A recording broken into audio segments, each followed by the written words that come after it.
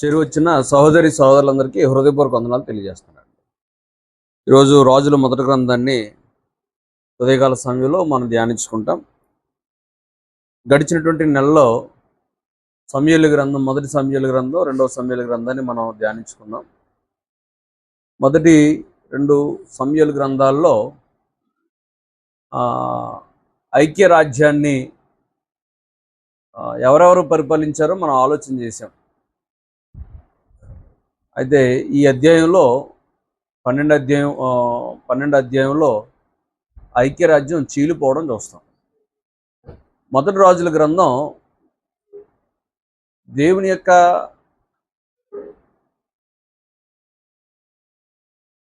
యొక్క గొప్ప ఐక్యరాజ్యాన్ని, లేకపోతే దేవుడు ఆశించినటువంటి ఆ పరిపాలన బ్రేక్ అయిపోవడం మొదటి అధ్యాయంలో మనం చూస్తాం.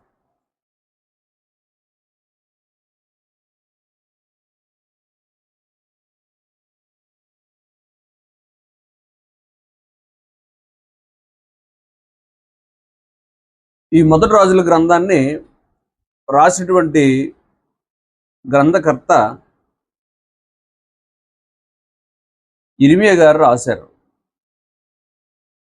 అంటే గ్రంథంలో ఉన్నటువంటి మాటలను బట్టి, ఇర్మియా గారు ఉపయోగించే కొన్ని వాడుకలను బట్టి ఈ గ్రంథాన్ని ఇర్మియా గారు రచించారు అని పెద్దలు ఒక తీర్మానం చేశారు.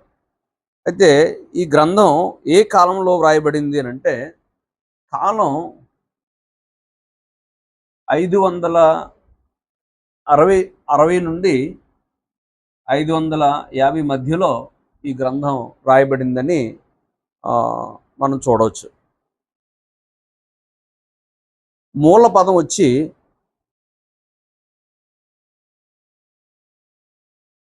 రాజ్యం దాసుని చేతిలో పడిపోవడం మూల పదం. అంటే ఒక అధికారి, ఒక దేవుడు ఏర్పరచుకున్నటువంటి రాజు దగ్గర నుండి అదే రాజు దగ్గర పనిచేస్తున్న పనివాడి చేతిలోకి రాజ్యం వెళ్ళిపోవడం చాలా కీలకమైనటువంటి మాట అండి. అంటే మనం యోగ్యులుగా బ్రతికితే దేవుడు మనల్ని నిలబెడతాడు, అయోగ్యులుగా బ్రతికితే మన కింద ఉన్న వారిని మన స్థానంలోకి తీసుకొస్తాడు. ఈ పుస్తకంలోకి కీలకమైనటువంటి చాలా మాటలు ఉన్నాయి. కానీ మనలందరినీ ఆందోళనకి గురి చేసేది, తాను నిలుచున్నానని తలంచు ప్రతివాడు పడిపోకుండా చూసుకున్నట్లుగా జాగ్రత్తగా పడుడి అనే మాటను మనం గుర్తు చేసుకుంటే నిజంగా ఈ పదం యెరోబాము చేతులకు వెళ్ళిపోవడం చాలా భయంకరంగా కనబడుతుంది అనమాట. యెరోబాము దాసుడు. దేవుడు మూల పదం వచ్చేసి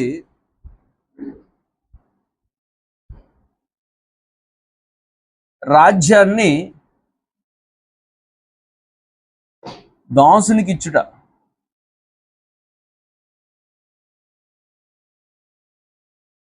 అంటే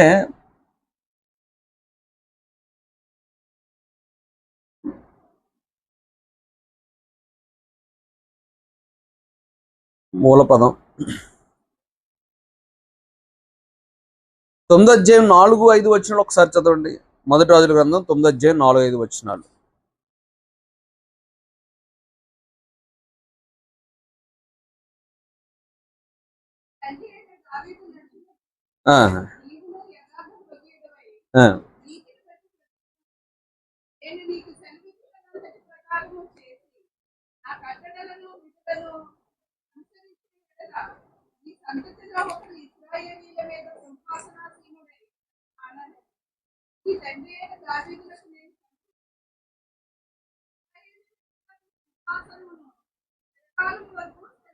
చాలండి. ఈ గ్రంథానికి మూలవాక్యం అండి. ఈ గ్రంథానికి మూలవాక్యం ఏంటంటే, నీ రాజ్యం స్థిరంగా ఉండాలి అంటే నా కట్టడలను, నా విధులను, నా నిబంధనలను ఆచరిస్తే నీ రాజ్యం స్థిరంగా ఉంటుందని దేవుడు సొలొమోనుకు చెప్పడం గొప్ప సంగతి అన్నమాట. మూలపదం 9వ అధ్యాయం 4-5 వచనాలండి.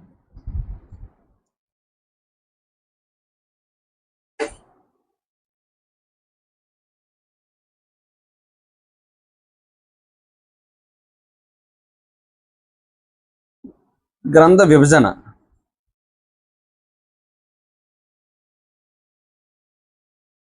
గ్రంథ విభజన 3 భాగాలుగా మనం ఆలోచిద్దామండి. గ్రంథ విభజన వచ్చేసి మొదటి భాగంలో సొలొమోను రాజ్యం గురించి చూస్తామండి. మొదటి 11 అధ్యాయాలు సొలొమోను యొక్క రాజ్యం. ఈ గ్రంథంలో మనం చూసే 3 కోణాలు, ఈ గ్రంథాన్ని మనం విభజించుకున్నటువంటి భాగాలు 3 భాగాలు. మొదటిది సొలొమోను రాజ్యం, 2 విభజింపబడిన రాజ్యం,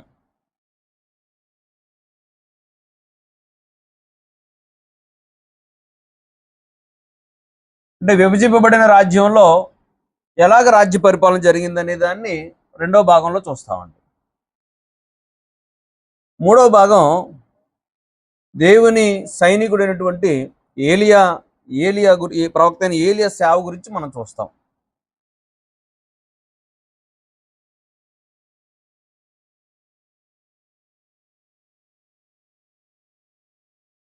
పదిహేడు అధ్యాయం నుండి 22 చివరి వరకు. మొట్టమొదటిగా మొదటి భాగంలో మొదటి 11 భాగాల్లో సొలొమోను రాజ్యం. ఇతనితో ఐక్యరాజ్యం ముగిసిపోద్దండి. ఎవరితో? సొలొమోనుతో ఐక్యరాజ్యం ముగిసిపోద్ది. ఐక్యరాజ్యం అంటే ఏంటి? చెరిపేచ్చు కదండి 3 భాగాలు. గ్రంథ విభజన చెరిపేచ్చండి శ్రీని గారు. ఇది 3 పాయింట్లు రాసుకున్నారా?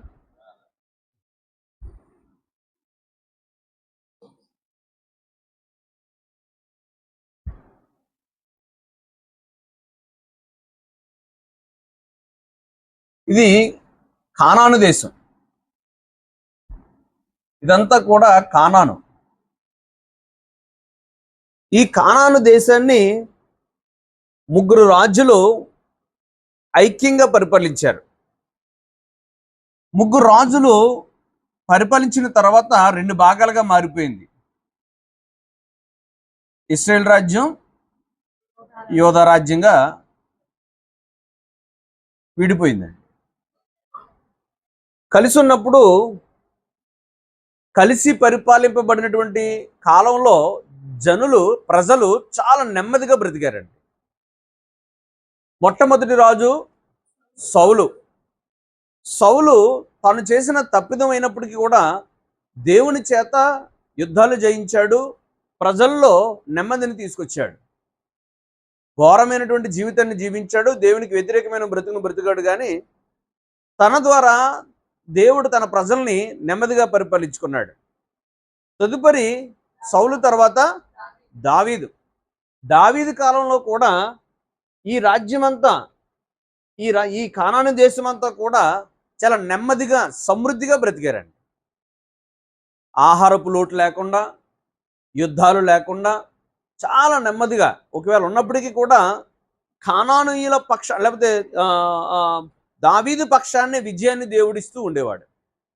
తరువాత సొలొమోను కాలం వచ్చింది. ఇప్పుడు మనం సొలొమోను కాలాన్ని చూస్తాం. సొలొమోను కాలంలో అసలు యుద్ధాలే లేవండి. సొలొమోను కాలంలో అసలు యుద్ధాలే లేవు. చాలా నెమ్మదిగా, అంటే ఇప్పుడు ఒక యుద్ధానికే మనం అల్లలాడిపోయాం. ఎక్కడో జరుగుతున్న రెండు దేశాల మధ్య యుద్ధాలకే మన దగ్గర గ్యాస్ కొరత వచ్చేసిందని మనం ఇబ్బంది పడిపోయి పొలాలు తెచ్చుకున్న పరిస్థితి. అప్పుడు ఈ యుద్ధాల కంటే యుద్ధాలు చాలా ఘోరంగా ఉండేవి. డైరెక్ట్ మనుషుల మీద ఎఫెక్ట్, మనుషుల్ని చంపేయడం. సొలొమోను కాలంలో దేవుడు ఎంత నెమ్మదినిచ్చాడంటే అసలు యుద్ధాలే లేవు. అప్పుడు విడిపోయిన తర్వాత, రాజ్యాలు చీలిపోయిన తర్వాత ఘోరమైనటువంటి సంఘటనలు ఈ ఇజ్రాయెల్ దేశంలో మనం చూస్తాం. అయితే ఈ ఐక్యరాజ్యంలో చివరి రాజు అయినటువంటి సొలొమోను పరిపాలన ఈరోజు మనం ధ్యానిస్తాం.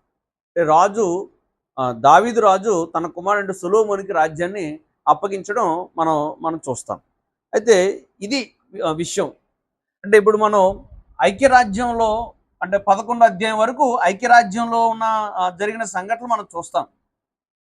అసలు ఈ రాజ్యంలో సొలొమోను కాలంలో ఎంత అద్భుతమైనటువంటి వైభవం వాళ్ళు ఇశ్రాయేలు చూడగలిగారో మనం చూస్తాం. కనుక మొదటి అధ్యాయంలో మనం ఆలోచన చేద్దాం. మొదటి అధ్యాయానికి వచ్చేసరికి ఈ విషయం ఏంటంటే, దావీదు సౌలు ద్వారా చాలా హింసింపబడ్డాడు. సౌలు ద్వారా చాలా చిత్రహింసలు అనుభవించాడు దావీదు. అడవులంట, కొండలంట తరమబడ్డాడు దావీదు.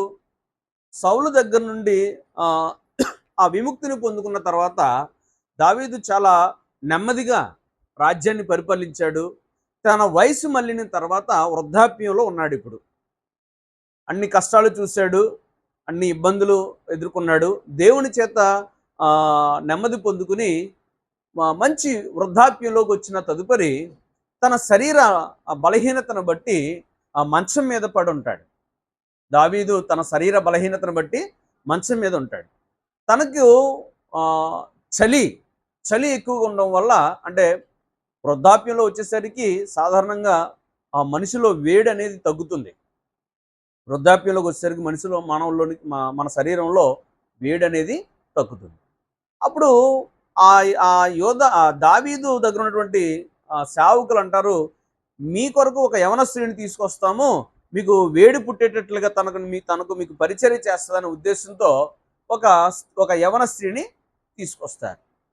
తీసుకొచ్చిన తర్వాత యవన స్త్రీ దావీదు దగ్గర పరిచర్య చేసి తన దగ్గరే దావీదును బలపరిచే పరిస్థితి మనం అక్కడ చూడొచ్చు 1వ అధ్యాయంలో. అయితే ఈ లోపల జరిగింది ఏంటంటే, దావీదు బలహీనుడై ఉన్నాడన్న సంగతిని గ్రహించినటువంటి తన కుమారుడు అదోనియానే తన కుమారుడు 5వ వచనంలో చూడండి. అంటే అగ్గీతు కుమారుడైనంటే, అగ్గీతు అని ఎవరంటే దావీదు యొక్క భార్య, దావీదు భార్య అగ్గీతు అంటే. అగ్గీతు కుమారుడైన అదోనియా గర్వించిన వాడై నేనే రాజునగుదును అనుకుని, అంటే నేనే రాజునగుదును అనుకుంటే ఎందుకు అనుకున్నాడు అంటే, అతనికంటే తమ్ముళ్ళు కూడా ఉన్నారు, తోబుట్టువులు కూడా ఉన్నారు. దావీదుకి కుమారులు ఉన్నారు. కుమారుల్లో ఒక కుమారుడు అదోనియా. ఈ అదోనియా ఏమనుకున్నాడంటే నేనే రాజుని అయిపోవాలనుకున్నాడండి. అంటే మా నాన్నగారు ఎలాగైనా సరే ఆయనకి లేగలేరు, ఆయన పరిపాలించలేడు, ఆయన మంచం మీద ఉన్నాడు కనుక నేనే రాజుని అయిపోదామని ఒక చెడు బుద్ధి తనలో పుట్టింది. చూడండి, చదువుదాం. అతడు ఏం చేశాడంటే రాజుకి అనుకూలమైనటువంటివన్నీ, అంటే రాజుగా గుర్తింపు పొందడానికి రథాలు అవసరం, గుర్రాలు అవసరం, రౌతులు అవసరం. తనకు ముందుగా పరిగెత్తుటకు 50 మంది మనుషులను ఏర్పరచుకున్నాను. అతని తండ్రి నీవు ఇలాగన ఎలా చేయుచున్నావని అతని చేత ఎప్పుడునూ విచారించి అతనికి నొప్పి కలుగు చేయలేదు. చూచుటకు అతడు బహుసౌందర్యము గలవాడు. అబ్సలోము తర్వాత పుట్టినవాడు. అబ్సలోము ఎవరండి? దావీదు కుమారుడే. అడవిలంట తరవబడ్డానికి కూడా ఈ అబ్సలోమే కారణం. పోయిన గ్రంథంలో మనం చదివాం. ఈ అదోనియా చేసినటువంటి పరిస్థితిని బట్టి నాతాను ప్రవక్త బెత్షెబ దగ్గరికి వెళ్ళి అంటే సొలొమోను తల్లి దగ్గరికి వెళ్ళి, మరి అక్కడ అదోనియా సిద్ధపడుతున్నాడు, కానీ దావీదు నీ కుమారుని రాజు చేయాలని అనుకున్నాడు కదా, అది దేవుని చిత్తం కూడాను, నువ్వు వెళ్ళి ఆ సంగతిని దావీదుకి తెలియచెయ్యి అని బత్షెబను ప్రోత్సహించి పంపుతాడు. అప్పుడు మంచం మీద ఉన్నటువంటి ఆ దావీదు దగ్గరికి బెత్షెబ వెళ్ళి, రాజా, అయ్యా ఎల్లినవాడా, నా కుమారుడు కదా నీ తర్వాత రాజు కావాలని నువ్వు ప్రమాణం చేసావు కదా, మరి ఆ ప్రమాణం నెరవేరట్లేదు. ఎందుకంటే అదోనియా ఆల్రెడీ అక్కడ బలి ఇవ్వడానికి ప్రకటన చేసి నేను రాజునని ప్రకటన చేయడానికి సిద్ధపడుతున్నాడు కనుక నువ్వు దాని సంగతి ఆలోచించంటే, ఈ లోపల నాతాను కూడా వచ్చి ఆమెకి సపోర్ట్ చేస్తాడు. అవును రాజా, బత్షెబ చెబుతున్నది వాస్తవమే అని అన్నప్పుడు దావీదు తన యాజకుణ్ణి, తన సైనికుని యొక్క అధిపతిని పిలిచి సొలొమోన్ని రాజుగా చేయమని దావీదు ఆజ్ఞాపిస్తాడు అన్నమాట అండి. కాబట్టి ఈ మొదటి అధ్యాయంలో సొలొమోన్ని రాజుగా పట్టాభిషేకం చేయడం మనం చూస్తాం. తండ్రి బ్రతికుండగానే, దావీదు బ్రతికుండగానే సొలొమోనును రాజుగా పట్టాభిషేకం చేయడం చూస్తాం.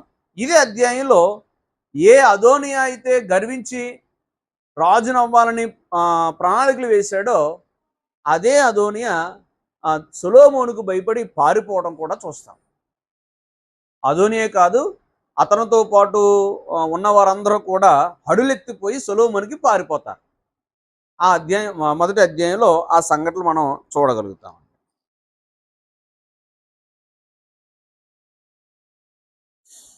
రెండవ అధ్యాయం వచ్చేసరికి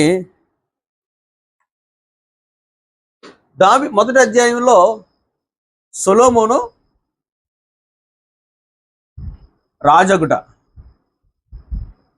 రెండో అధ్యాయంలో దావీదు మరణం.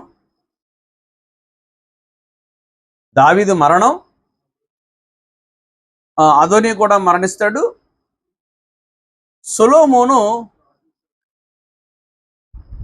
రాజ్యం స్థిరపడద్దండి. అంటే దావీదు తన కుమారుని పిలుస్తాడు. తన కుమారుని పిలిచి లోకలందరూ పోవలసిన మార్గంలో నేను పోతున్నాను, అయితే నీకు మాట చెప్తానని చెప్పేసి మనం ఎప్పుడు మరణం అంటే జ్ఞాపకార్థ కూడికల్లో కానీ ఆదరణ కూడికలో కానీ వినే మాట ఇదన్నమాట అండి.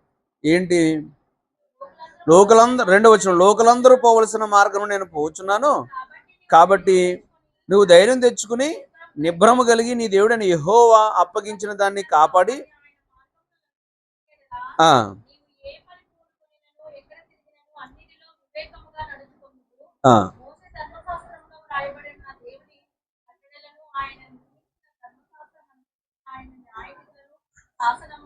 చాలు. దావీదు చివరి మాటలు ఒక తండ్రిగా చెప్పవలసిన మాటల్ని సొలొమోనుకి చెప్పాడు. అప్పుడు దావీదు మరణిస్తాడు. ఏ అదోనియా అయితే తిరగబడ్డాడో ఆ అదోనియా సొలొమోను చేత చంపబడతాడు 12వ వచనం నుంచి. తర్వాత సొలొమోను ఒక యాజకుణ్ణి ఏర్పరచుకుంటాడు, అబ్యాతారుని ఏర్పరచుకుంటాడు.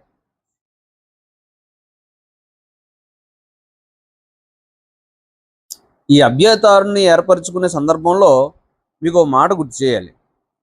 దేవుడు ఏలి కుటుంబాన్ని యాజకత్వం నుంచి తొలగిస్తాననే మాట ఇక్కడ నెరవేరుతుంది. ఏలి కుటుంబంలో యాజకులు ఉన్నారు. ఆ యాజకులు ఇక్కడ వరకు కొనసాగారు. ఇక నుంచి ఆ యాజకత్వం అనేది తొలగిపోద్ది అన్నమాట అండి.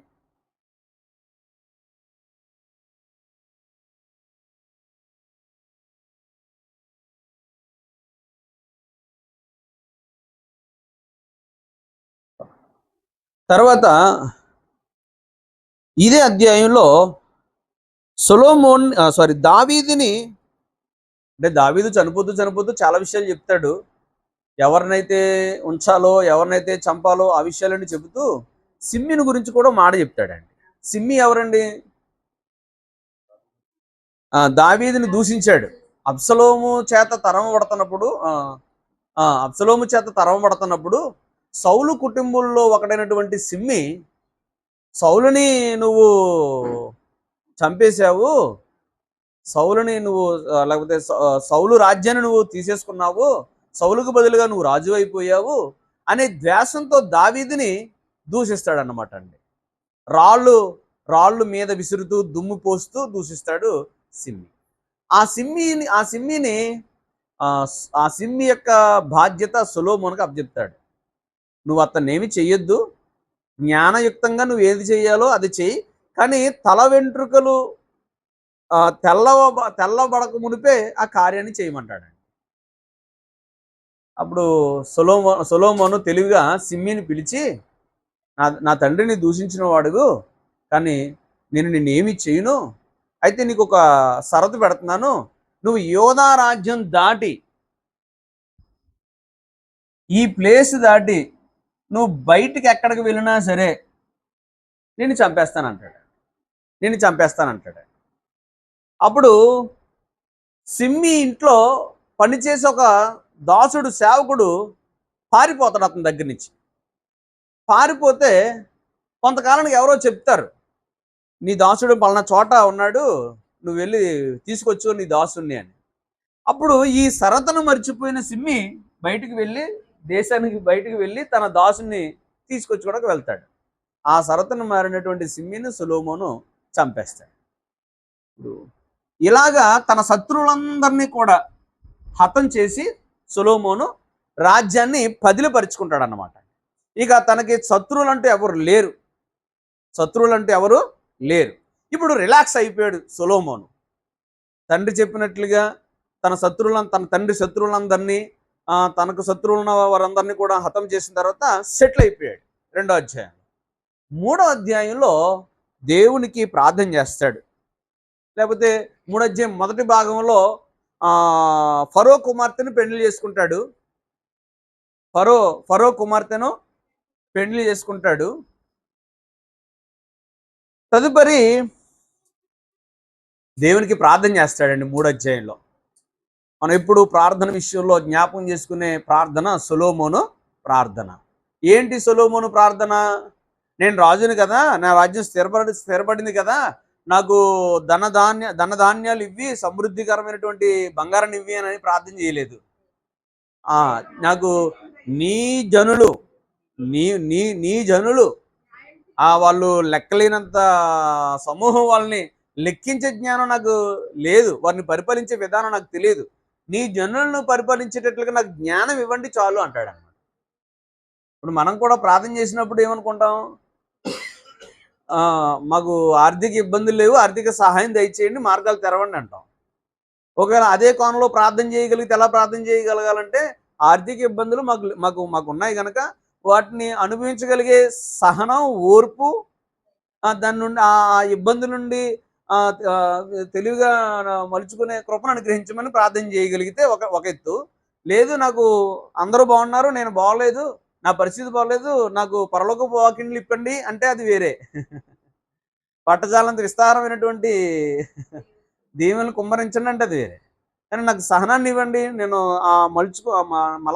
ఇమడగలిగే మనసును ఇవ్వండి అనగలిగితే దేవుడు వేరేగా ఆలోచిస్తాడు. సొలొమోను దగ్గర ఆ గొప్ప ప్రార్థన మనం 3వ అధ్యాయంలో చూడవచ్చు అనమాట.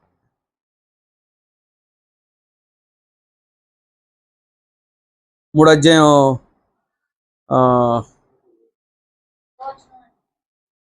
7 నుంచి చదువుదాం.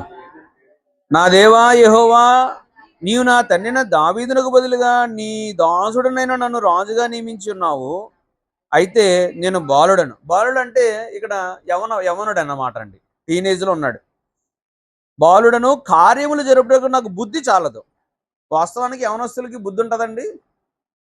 అంటే వివేకంగా, అంటే అంత అనుభవపూర్వకమైనటువంటి జ్ఞానం ఉండదు. అనుభవపూర్వకమైన జ్ఞానాన్ని బుద్ధి అంటారు. ఇప్పుడు సొలొమోను కుమారుడు రెహబాము ఉన్నాడు. పెద్దల సలహా తర్వాత అధ్యాయంలో మనం చూస్తాం. పెద్దల సలహా తీసుకోకుండా యవనస్తుల సలహా తీసుకుంటాడు. యవనస్తుల సలహా మంచిది కాదు. అది గ్రహించినటువంటి సొలొమోను, నేను యవనంలో ఉన్నాను, నాకు తగిన జ్ఞానం ఉండదు, తగిన బుద్ధి ఉండదు కనుక నాకు ఏమన్నాడు? బుద్ధిని ఇమ్మంటున్నాడండి. చదవండి. నీ దాసు నేను నీవు కోరుకున్న జనుల మధ్య ఉన్నాను.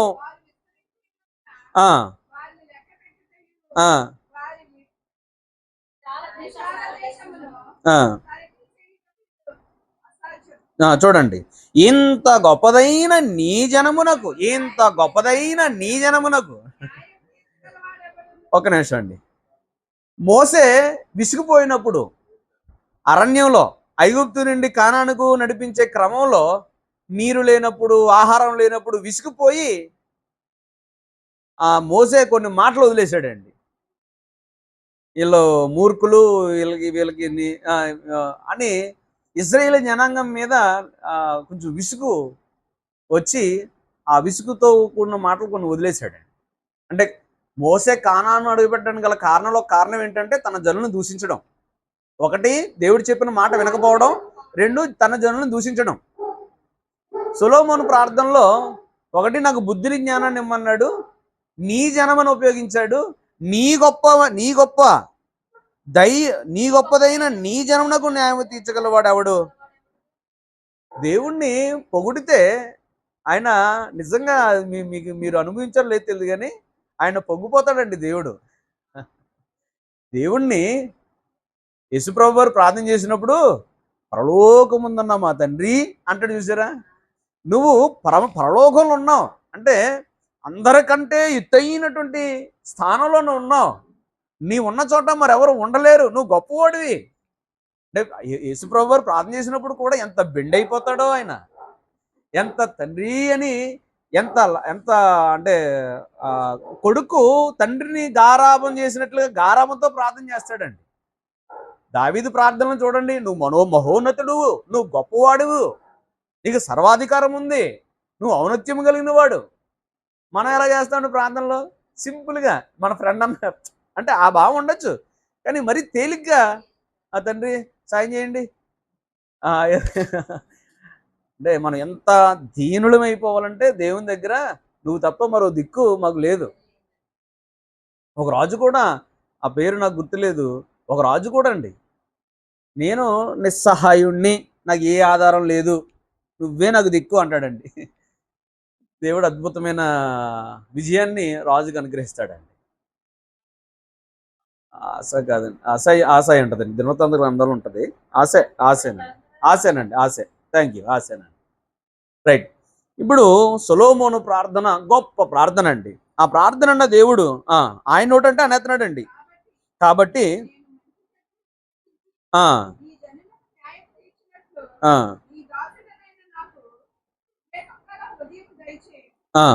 సొలొమోను చేసిన ఈ మనవి ప్రభునకు అనుకూలమాయను గనక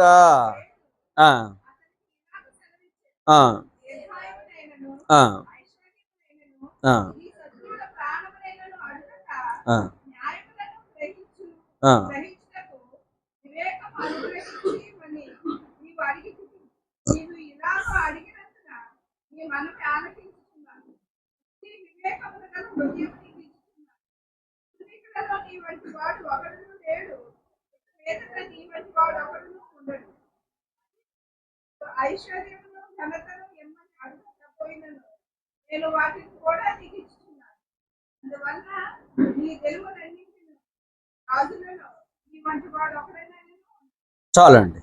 దేవుడు కరిగిపోయాడు అనమాట అండి తన ప్రార్థనకి. సొలొమోను, ఇంకా నీ రాజ్యంలో నీకు అడ్డు లేదు, ఇంకా నీ పరిపాలనలో నీకు ఇంకా అడ్డు లేదు.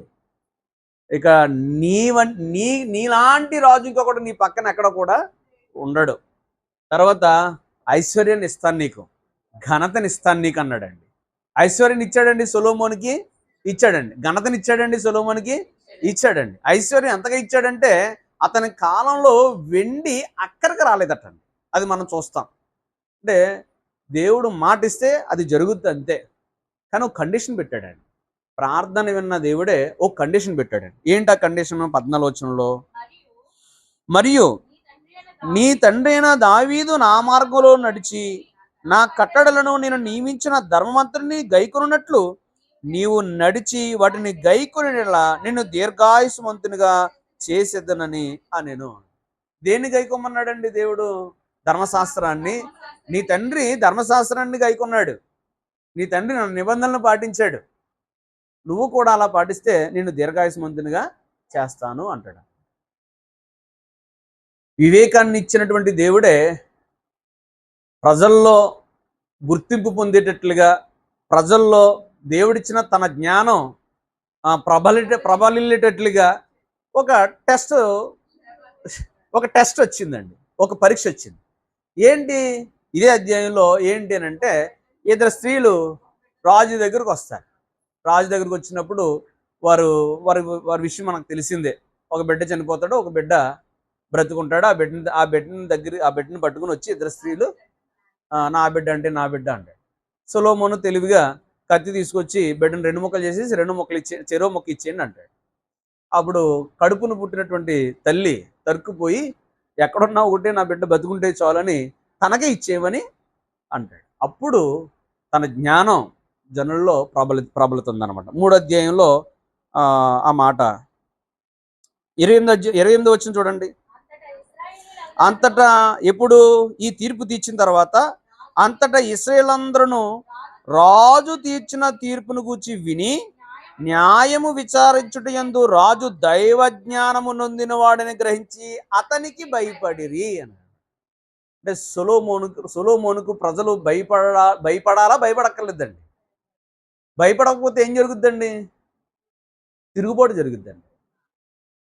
సొలొమోను రాజ్య పరిపాలన చేయాలంటే జనులందరూ సొలొమోనుకి ఒబే అవ్వాలి, లోబడాలి. లోబడాలంటే తన తన జ్ఞానం బయలుపరచబడాలి, తన గొప్పతనం, తన శక్తి ప్రజల్లోకి వెళ్ళగలిగితే వాళ్ళు తన జ్ఞానాన్ని బట్టి వివేకాన్ని బట్టి లోబడతారు, భయపడతారు, లోబడతారు. దానిని దేవుడు 3వ అధ్యాయంలో తన దైవ జ్ఞానాన్ని సొలొమోనుకి అనుగ్రహించినట్లుగా 3వ అధ్యాయంలో మనం చూస్తాం. 4వ అధ్యాయం వచ్చేసరికి 3వ అధ్యాయంలో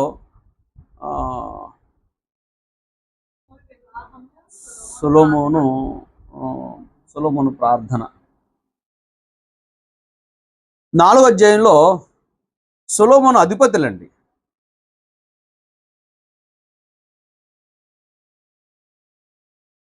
ఇప్పుడు రాజ్యం సుస్థిరంగా ఉండాలంటే, బలంగా ఉండాలంటే రాజు కింద సైనికులు కూడా ఎలా ఎలా ఉండాలంటే బలంగా ఉండాలన్నమాట అండి. అటువంటి సైనికుల్ని సొలొమోను ఏర్పరచుకుంటాడండి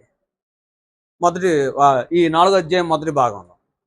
2వ భాగం వచ్చేసరికి తనకు ఆహారాన్ని సమకూర్చేవారు 12 మంది అధిపతులు ఉంటారటండి. అధిపతి కిందే వందల మందిలో లేదా 10ల సంఖ్యలో ఉంటారు, లేదా వందల సంఖ్యలో ఉంటారు అధిపతుల కింద సేవకులు. అటువంటి సేవకులు అంటే ఆహారాన్ని సంగ్రహం చేసే ఆ సేవకులు 12 మంది అధిపతుల్ని అక్కడ ఏర్పరచుకుంటాడండి సొలొమోను.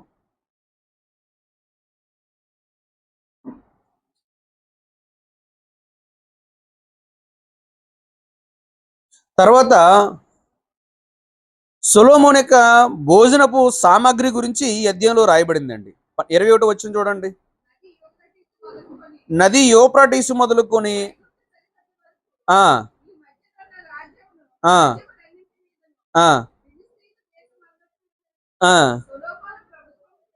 చాలండి, ఒక్కసారి ఆ పాయింట్లో మీరు ఆలోచించండి. ఐగుప్తు అంటే ఇక్కడ ఉంటుందండి. ఐగుప్తు ఈ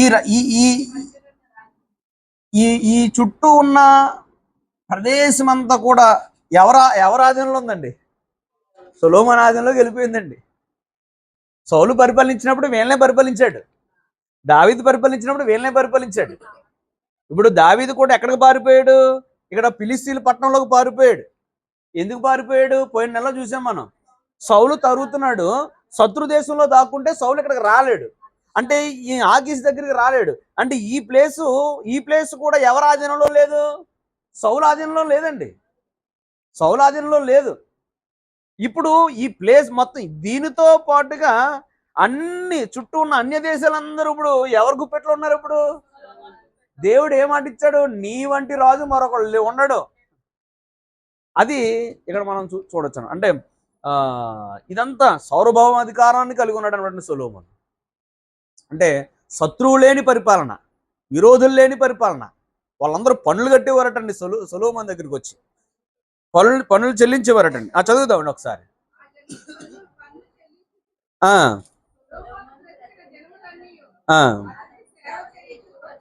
ఎవరండి? మొత్తం అన్య దేశాలందరూ కూడా రాజు ఏం చెప్తే అది వినేవారు. అంతే, రాజు ఏం చెప్తే అది వినేవారు. అలాగా ఆహారం గురించి మాట్లాడుతున్నాడండి.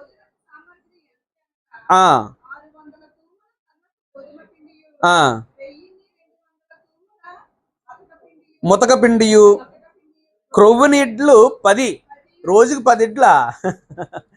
అంటే సొలొమోనే తినేడండి. అతని అధికారులు, వీళ్ళందరూ కూడా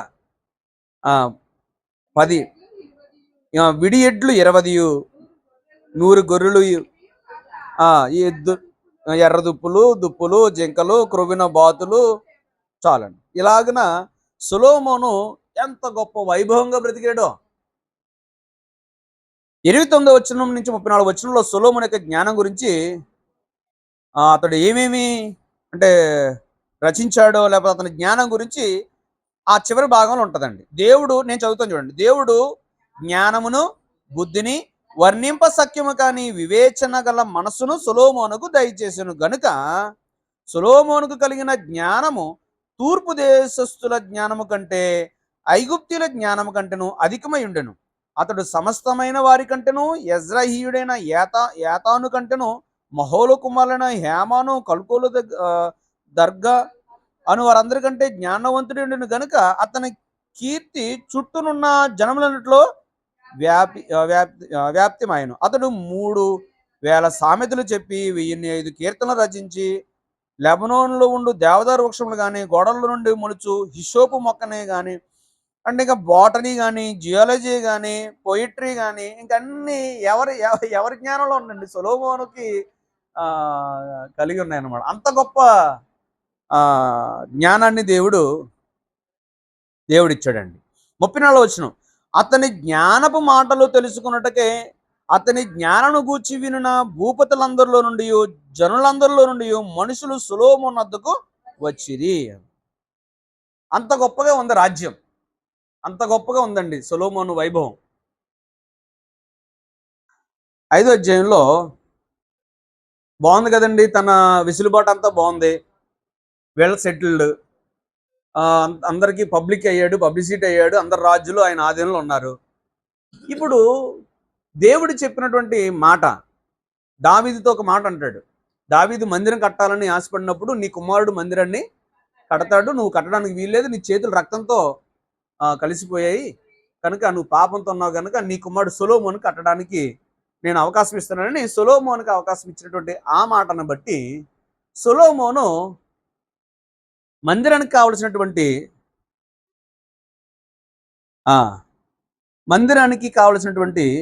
కలప, కర్ర, కలప, రాళ్ళును సమకూరుస్తాడండి. అది ఎక్కడి నుంచి సమకూరుస్తాడంటే లెబనోను ప్రాంతం ఉన్నటువంటి ఆ ప్రాంతం నుంచి సమకూర్చడానికి హీరాము వద్దకి తాకీదు రాస్తాడు. తాకీదు రాయక మునిపే సొలొమోను హీరామును అడక్క మునిపే హీరామే సొలొమోనుకి ఒక ఉత్తరం రాస్తాడండి. హీరామ్ అంటాడు మొదటి అధ్యాయంలో, అదే 5వ అధ్యాయం మొదటి వచనంలో,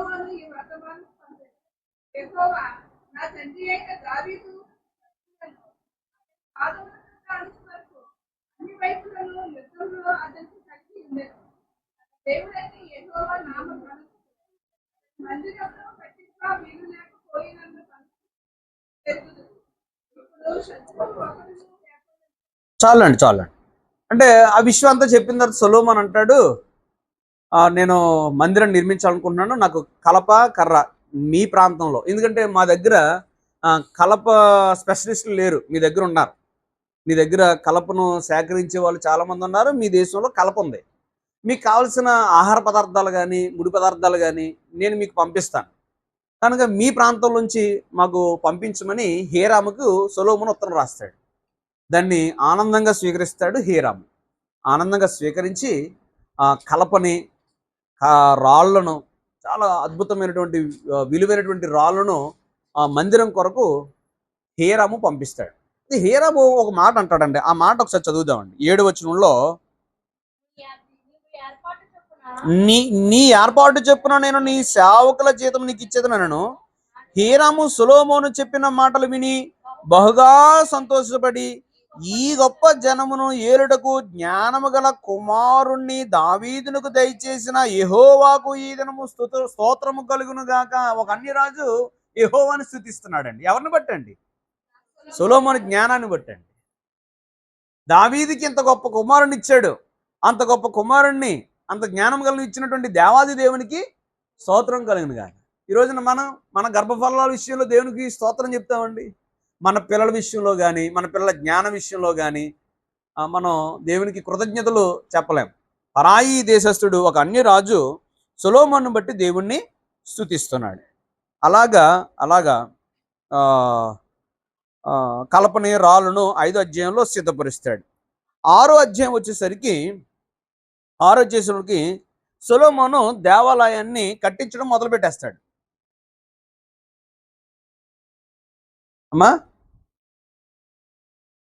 దేవాలయం కట్టించడం ప్రారంభిస్తాడండి. ఎంత గొప్పగా కట్టిస్తాడంటే సొలొమోను దేవాలయాన్ని,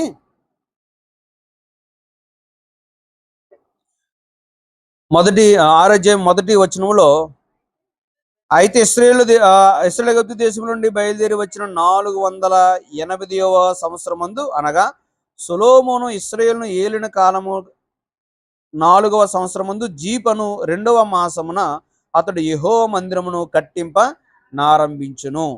జీప్ అనే మాసం 2వ మాసం. అది ఇప్పుడు మనం ఉన్న కాలం నుండి పువ్వులు పూసేది, కాయలు కాసేది వసంత కాలంలో మందిరాన్ని ప్రారంభించాడండి. యెహోవా మందిరమును కట్టింప నారంభించెను. అలాగన ఈ అధ్యాయం అంతా కూడా అద్భుతమైనటువంటి నిర్మాణం జరుగుతుంది. ఎలా జరుగుతుంది అంటే అసలు బంగారంతో పొదిగించేస్తాడు. ప్రతి గోడ, ప్రతి మందిరంలో ఉన్న ప్రతి మూల, ప్రతి భాగం లోపలంతానేమో చెక్కతో చేయిస్తాడు. దాని మీదేమో బంగారాన్ని పొదిగిస్తాడు. బయటంతా రాళ్ళతో నిర్మిస్తాడు. అసలు శబ్దం రాకుండా పని జరిగినట్లుగా అక్కడ మనం చదవచ్చు. తర్వాత చాలా విచిత్రమైనటువంటి చెక్కుడు పనిని చేయించినట్లుగా మనం చూడవచ్చు అనమాట అండి.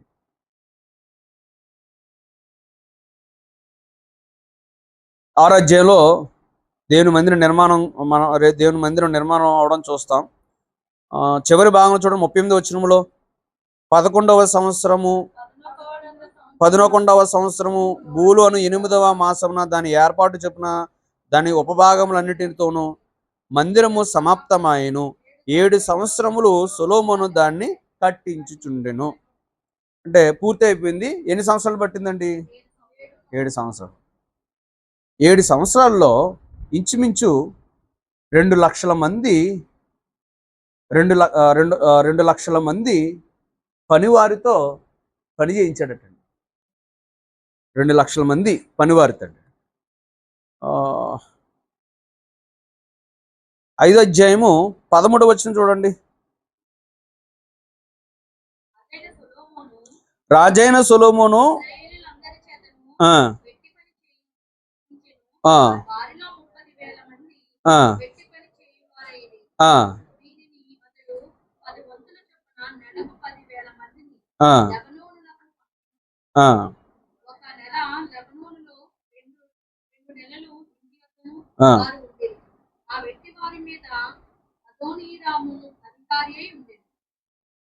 బరువులు మోయేవారు 70,000 మంది.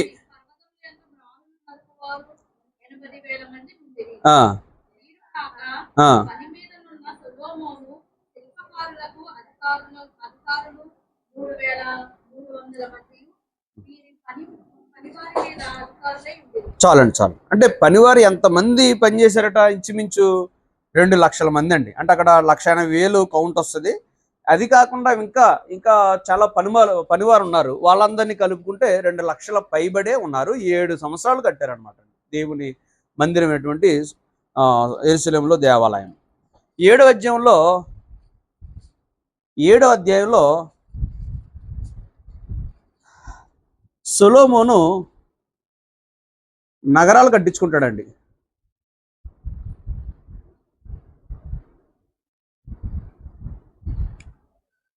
సొలొమోను రాజనగరాలు కట్టించుకుంటాడండి.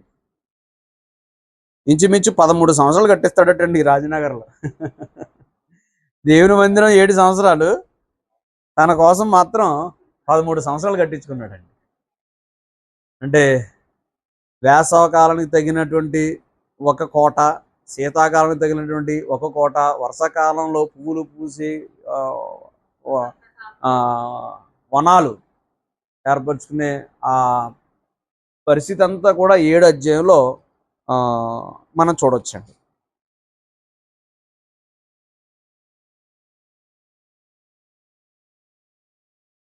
8 అధ్యాయంలో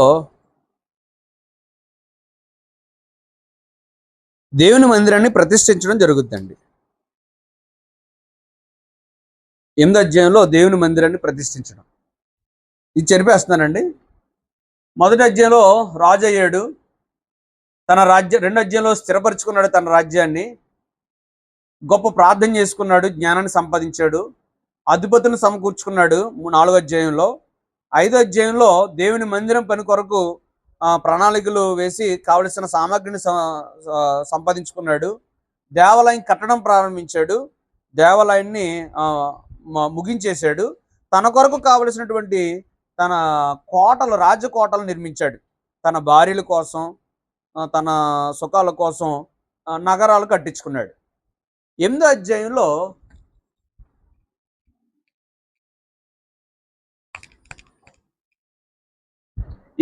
వచ్చేసరికి ప్రతిష్ఠ అండి, మందిర ప్రతిష్ఠ. మందిర ప్రతిష్ఠ చేస్తాడు 8వ అధ్యాయంలో. సొలొమోను ఇక్కడ కూడా అద్భుతంగా ప్రార్థన చేస్తాడండి. మందిరాన్ని ప్రతిష్ఠించి, చూడండి ఎన్ని గొర్రెలను దేవునికి బలిచ్చాడంటే, వేల వేల వేల వేల గొర్రెలను, వేల వేల ఎద్దులను బలిచ్చాడండి, లెక్కింప సఖ్యము. కానీ 5వ వచనం అనుకుంటా, రాజైన సొలొమోనును అతని వద్దకు కూడి వచ్చిన ఇశ్రాయేలులకు సమాజకులందరూ మందసము ముందర నిలబడి లెక్కింప సఖ్యము కాని గొర్రెలను ఎడ్లను బలిగా అర్పించారండి. ఈ బలిని స్వీకరించిన దేవుడు 10వ వచనం చూడండి, యాజకులు పరిశుద్ధ స్థలం నుండి బయటకు వచ్చినప్పుడు మేఘము యెహోవా మందిరము నుండి నింపెను. కాబట్టి యెహోవా తేజో మహిమ యెహోవా మందిరంలో నిండుకొనగా ఆ మేఘమున హేతువు చేత యాజకులు సేవ చేయుటకు నిలువలేకపోయిరి. ఆ మేఘమున్న హేతువు చేత, అంటే మేఘం చాలా మహిమతో నిండి ఉందన్నమాట. సొలొమోను అంత గొప్పగా దేవుడే స్వయంగా ఆ మందిరాన్ని ప్రతిష్ఠించడానికి వచ్చినట్లుగా, దిగినట్లుగా, ఆ బలిని ఆస్వాదించి ఆయన తన్వయించి ఆ మందిరాన్ని ఆయనే ప్రతిష్ఠించడానికి వచ్చినట్టు అక్కడ మనకి కనబడద్దండి. అప్పుడు సొలొమోనే అంటాడు, దేవా నేను ఎంతటి వాడిని, కానీ వాస్తవానికి నువ్వు ఈ మందిరంలో నువ్వు నివసించవు.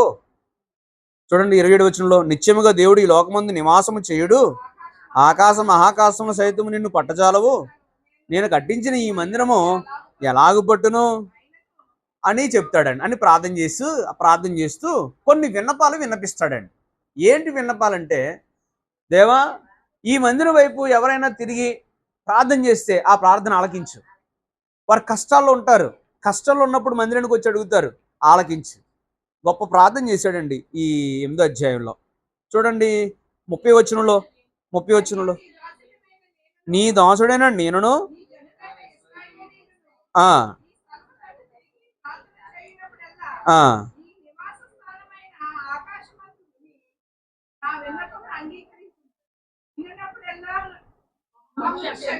చాలండి. అలా ప్రార్థన చేసి, చూడండి నేను చదివేస్తాను చూడండి 37వ వచనంలో, అన్యాయము చేయగా, ఎవరైనా అన్యాయం చేశారు,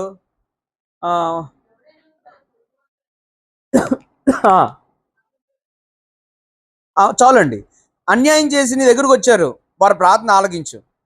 33వ వచనంలో, శత్రువులు ఎదుట మొత్తబడినప్పుడు, ఎవరైనా శత్రువులు ఎదుట మొత్తబడతారు, వారి ప్రార్థన ఆలకించు. 35వ వచనంలో, ఆకాశం మూయబడి వర్షం ఉండకపోవచ్చు, అప్పుడు వారి ప్రార్థన ఆలకించు. 17వ వచనంలో, 17 దేశమందు క్షామం కానీ, తెగులు కానీ, గాడ్పు దెబ్బ కానీ, చిత్తపట్టుట కానీ, మిడతలు కానీ, చీడపురులు కలిగి కానీ, ఇలాగా చేతులు చాపి ప్రార్థన చేస్తే వారి ప్రార్థన ఆలకించు. 41వ వచనంలో, నీ మరియు ఇశ్రాయేలునకు నీ జనులు సంబంధులు కానీ పరదేశులు నీ నాను బట్టి దూరదేశం నుండి వచ్చిన, ఒకవేళ దూరదేశం నుంచి వస్తే కష్టాలు ఉంటాయి, ఇబ్బందులు ఉంటాయి, వారికి సహాయం చేయి. 44లో యుద్ధము చేయుటకే నువ్వు వారిని పంపించు, ఏ స్థలంలోకైనా నువ్వు బయలుదేరినప్పుడు నీ ప్రజల పక్షాన నువ్వు ఉండు. అలాగా చాలా అద్భుతమైన ప్రార్థన చేశాడండి సొలొమోను. సొలొమోను అద్భుతమైన ప్రార్థన చేశాడండి. అప్పుడు ప్రార్థన చేసి ఇశ్రాయేలుని దీవిస్తాడండి. ఈ ప్రార్థన అంతా ఎలా చేశాడో చూడండి 54 వచనంలో. సొలొమోను ఇలాగూ ప్రార్థన చేయుటయు విన్నపము చేయుటయు ముగించి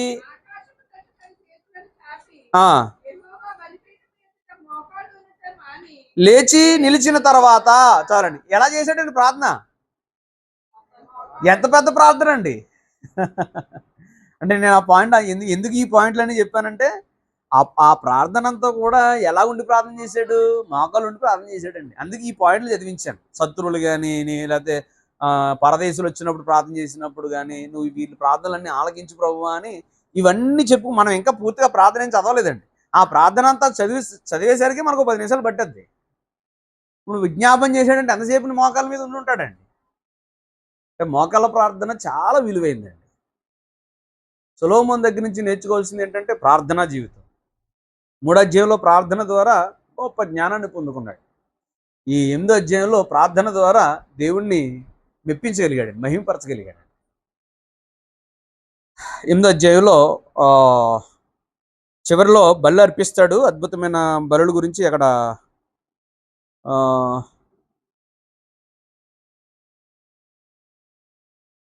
62వ వచనం అనుకుంటానండి.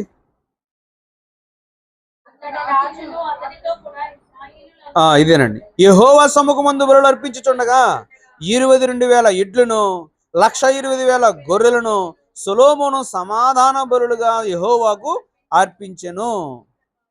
ఈ ప్రకారము రాజును ఇశ్రాయేలందరూ యెహోవా మందిరమును అంతేనండి ప్రతిష్ఠిత చేసిరి. ఇలాగున మందిరం ప్రతిష్ఠింపబడింది.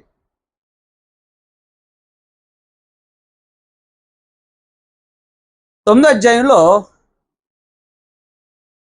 దేవుడు రెండవ మారు ప్రత్యక్షం ఒకట.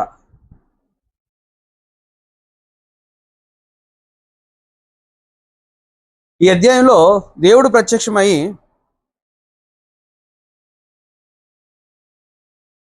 మొదటి వచనం చదువుతానండి. సొలొమోను యెహోవా మందిరమును రాజనగరులను కట్టుటయు తాను చేయగోరినదంతటియు చేయుటయు ముగించిన తర్వాత గిబియోనులో ప్రత్యక్షమైనట్లు రెండవ మారు యెహోవా సొలొమోనుకు ప్రత్యక్షమై అతనితో ఇలాగూ సెలవిచ్చెను. నా సముఖమందు నువ్వు చేసిన ప్రార్థనము విన్నపమును నేను అంగీకరించి తిని, నీ ప్రార్థన నేను అంగీకరించి తిని అన్నాడు. సొలొమోను ప్రార్థన దేవుడు ఎప్పుడు అంగీకరించాడు? మొదటి 3వ అధ్యాయంలో అంగీకరించాడు. మరలా ఎక్కడ అంగీకరించాడు? 8వ అధ్యాయంలో దేవుని మందిరాన్ని ప్రతిష్ఠ చేసినప్పుడు చేసిన ప్రార్థన అంగీకరించాడు. ఇప్పుడు మన ప్రార్థన అంగీకరిస్తాడా, అంగీకరించడా? మనం అనుకుంటాం నా ప్రార్థన దేవుడు అంగీకరిస్తాడు అనుకుంటాం. నా ప్రార్థన మనం అందరం అదే అనుకుంటాం. కానీ అంగీకరించేటట్లుగా మనం ఉన్నామా? అది ఆలోచించవలసిన సంగతి. నేను అంగీకరించాను, నా నామమును అక్కడ సదాకాలం ఉండుటకు నీవు కట్టించిన ఈ మందిరము పరిశుద్ధపరిచున్నాను, నా దృష్టియు నా మనసును ఎల్లప్పుడూ అక్కడ ఉండును అన్నాడండి. దేవుడు అంటే సొలొమోను చేసిన ప్రార్థన అంతటికి దేవుడు జవాబిస్తాడు. మీరు చేసినా మీ పిల్లలు చేసినా నేను ప్రార్థన ఆలకిస్తాను అని దేవుడు సొలొమోనుతో చెప్పడం మనం చూస్తాం ఈ అధ్యాయంలో. తర్వాత భాగంలో హీరాముకి 8వ అధ్యాయంలో 5వ అధ్యాయంలో హీరాముకి సొలొమోనుకి మధ్య ఒప్పందం జరుగుద్ది. మీరు నాకు కలపను పంపిస్తే నేను మీకు ఆహార పదార్థాలు ఇస్తాను, అంతేకాకుండా మీకు కొన్ని నగరాలు కూడా ఇస్తాను అంటాడండి. అది కొంచెం ఇక్కడ క్లాస్ అవుద్ది 10వ వచనంలో, 9వ అధ్యాయం 10.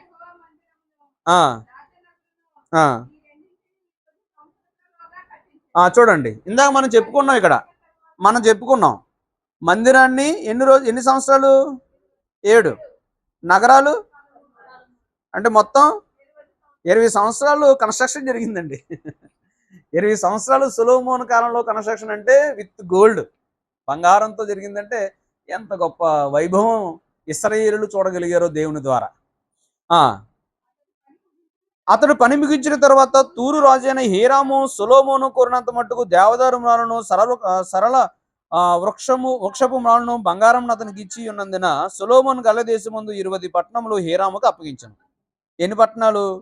20 పట్టణాలు. హీరాము సొలొమోను తనకిచ్చిన పట్టణములు చూచుటకు తూరు నుండి రాగా అవి అతని దృష్టికి అనుకూలమైనవిగా కనబడలేదు. సాటిస్ఫాక్షన్ లేదండి. అంటే కలపను ఎలా పంపించాడంటే సముద్రాలు ఇంకా మోయలేరు, ఇక అంత పరికరాలు లేవు. నీటిలోనే ట్రావెల్ చేసేటట్లుగా పెద్ద పెద్ద మోన్లన్నీ సముద్రంలో వేసి సముద్రం మార్గం ద్వారా పంపించాడండి హీరాము.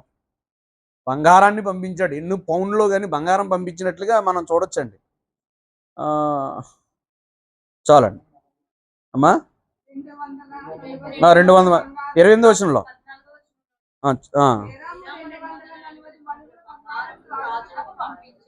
చాలండి.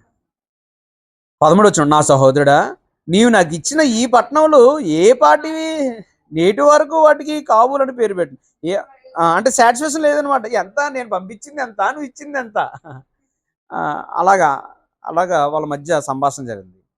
తర్వాత కొన్ని పట్టణాలు కట్టించాడండి సొలొమోను. ఆ పట్టణాల గురించి ఇక్కడ మనం చూడొచ్చు. అవన్నీ మనం 15 వచనంలో మెగిద్దో గేజెరును పట్టణము కట్టించాను అనే మాట ఉందండి. 17 వచనంలో గెజెరును కట్టించాను అనే మాట ఉందండి. 19 చివరిలో ఏమేమి కావాలనుకున్నాడో అవన్నీ కట్టించాడు. అలాగా మిల్లోను కట్టించాడని 24 వచనంలో. ఇలా చాలా నగరాలు కట్టడం గురించి మనం ఇక్కడ చూస్తామండి. తర్వాత ఓడల ద్వారా వ్యాపారం కూడా ఈ అధ్యాయంలో చేసినట్లుగా మనకు కనబడుతుంది. 10వ అధ్యాయంలోకి వచ్చేద్దాం. 10వ అధ్యాయంలో ఇప్పుడు అద్భుతమైన నగరాలు కట్టించాడు కదండి. బంగారం నగరాలు అన్నీ సమృద్ధిగా ఉన్నాయి. ఆ నోట ఈ నోట ఆ రాజు వెళ్తున్నాడు, ఈ రాజు వెళ్తున్నాడు. శాబా దేశపు రాణి కూడా రావాలనుకుంది సొలొమోను దగ్గరికి. అప్పుడు శాబా దేశపు రాణి సొలొమోను దగ్గర రావడం మనం చూస్తాం. మొదటి వచనంలో చదువుదామండి.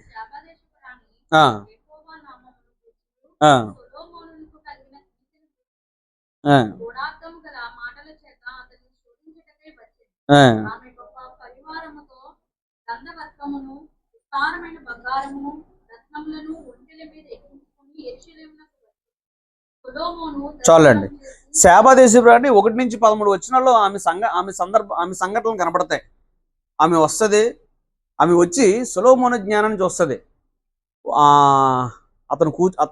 అతను సేవకులు కూర్చునే సింహాసనం చూసి ఆశ్చర్యపోతుందటండి. అతని సేవకులు తినే భోజనపు ఆహార పదార్థాలను చూసి ఆశ్చర్యపోతుందటండి. నీ పనివారు భాగ్యవంతులు అంటదండి అక్కడ ఆవిడ. ఎక్కడ? 10వ అధ్యాయము 7వ వచనమా?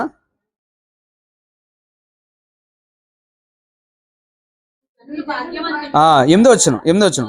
నీ జనులు భాగ్యవంతులు, నీ ముందర ఎల్లప్పుడూ నుండి నిలుచు జ్ఞానవచనములు వినుచుండు నీ సేవకులు. అలాగనమాట. జగన్ గారు తెలివైనోడండి. రాజశేఖర్ గారు తెలివైన వాళ్ళండి. వాళ్ళ దగ్గర ఉన్న ఎవరో ఎవరో పేరండి, ఆయన పేరు సూర్యుడు నమ్మకస్తుడండి. రాజశేఖర రెడ్డికి నమ్మకస్తుడండి. ఎన్ని ఎకరాలు కానీ సూర్యుడికి ఇచ్చాడండి. ఇలాగా ఒక అధికారి దగ్గర పనివారు ఉన్నప్పుడు ఆ పనివాడు భాగ్యవంతుడు అనుకుంటాం మనం, అదృష్టవంతుడు. శాబా దేశపు రాణి ఆ పనివారిని చూసి ఆశ్చర్యపోయిందటండి. దేవుని స్తుతించిందండి ఆవిడ. ఎక్కడమ్మా వచ్చిన? 9వ వచనం. నీ యందు ఆనందించి నిన్ను ఇశ్రాయేలు మీద రాజుగా నియమించిన నీ దేవుడని యెహోవాకు స్తోత్రము కలుగును గాక. యెహోవా ఇశ్రాయేలునందు శాశ్వత ప్రేమించును గనుక నీతి న్యాయం అనుసరించు రాజకార్యములు జరిగించుటకు ఆయన నిన్ను నియమించెను అన్నాను. ఒక అన్య రాణికి అర్థమైంది ఏంటంటే, నిన్ను ఆనందంతో ఎన్నుకున్నాడు దేవుడు. నిన్ను ఆనందంతో ఎన్నుకున్నాడు. ఈరోజు నా సేవకులను కూడా ఆనందంతో ఎన్నుకుంటాడంటే బాధతో ఎన్నుకుంటాడా?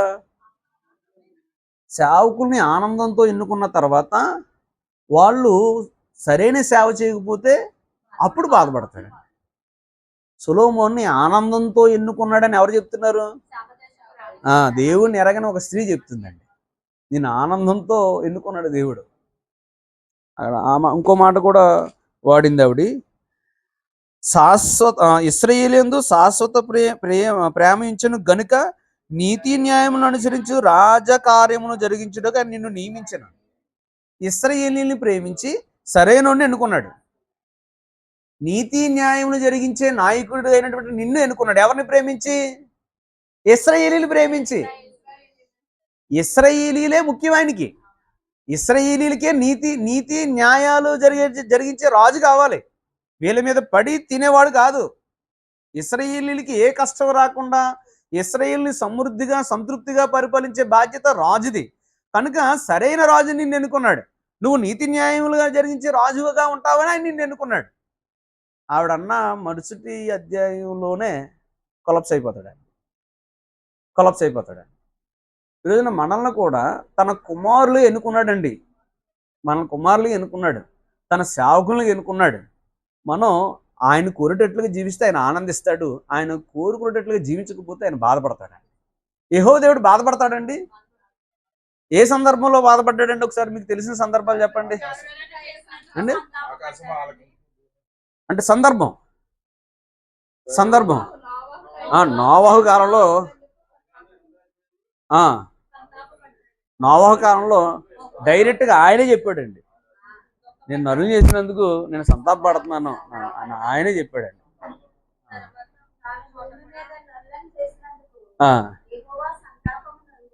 చాలు.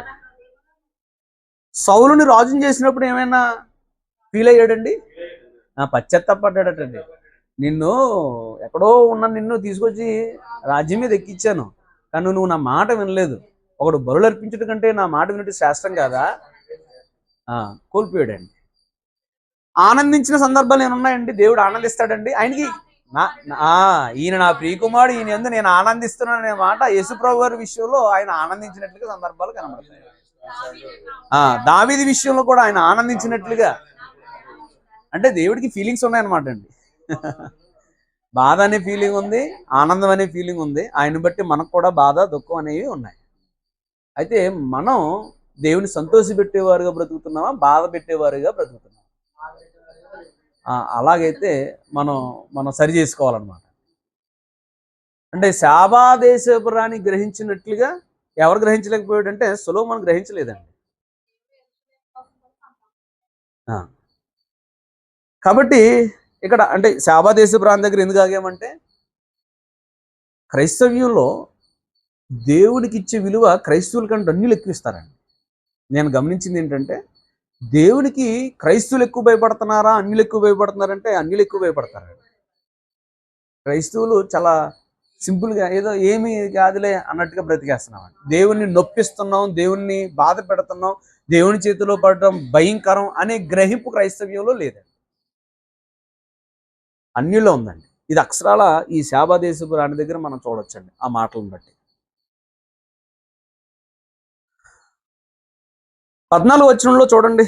14వ వచనంలో చూడండి, ఇన్కమ్ గురించి చెప్తున్నాడండి గ్రంథకర్త ఇర్మియా. సొలొమోను ఇన్కమ్ అంట, ఏటేటా సొలొమోనుకు వచ్చి బంగారం 1332 మణుగులు ఎత్తు. అంటే బంగారం అటండి 49,000 అక్కడ 49,716 కేజీలు అటండి. ఓ కేజీ ఉంటే చాలండి మనకి.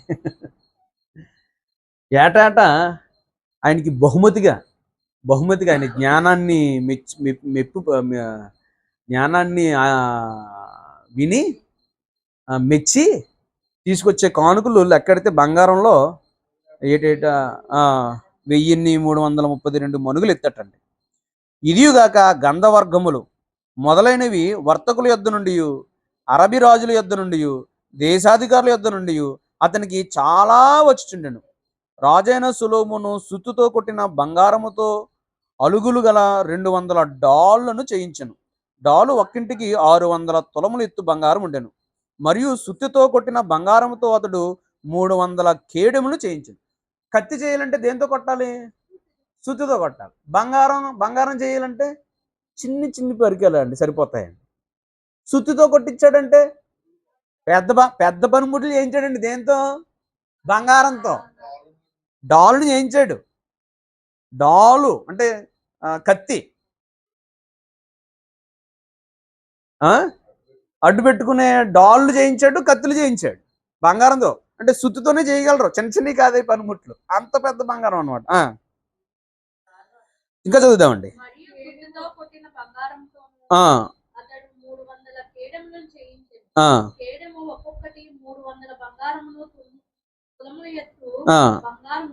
వీటిని రాజు లెబనోను అరణ్యపు మందిరం ముందు ఉంచెను. మరియు రాజు దంతము చేత పెద్ద సింహాసనము చేయించి సువర్ణముతో దాన్ని పొదిగించాడు. దంతం అంటే అండి ఏనుగు దంతాలండి.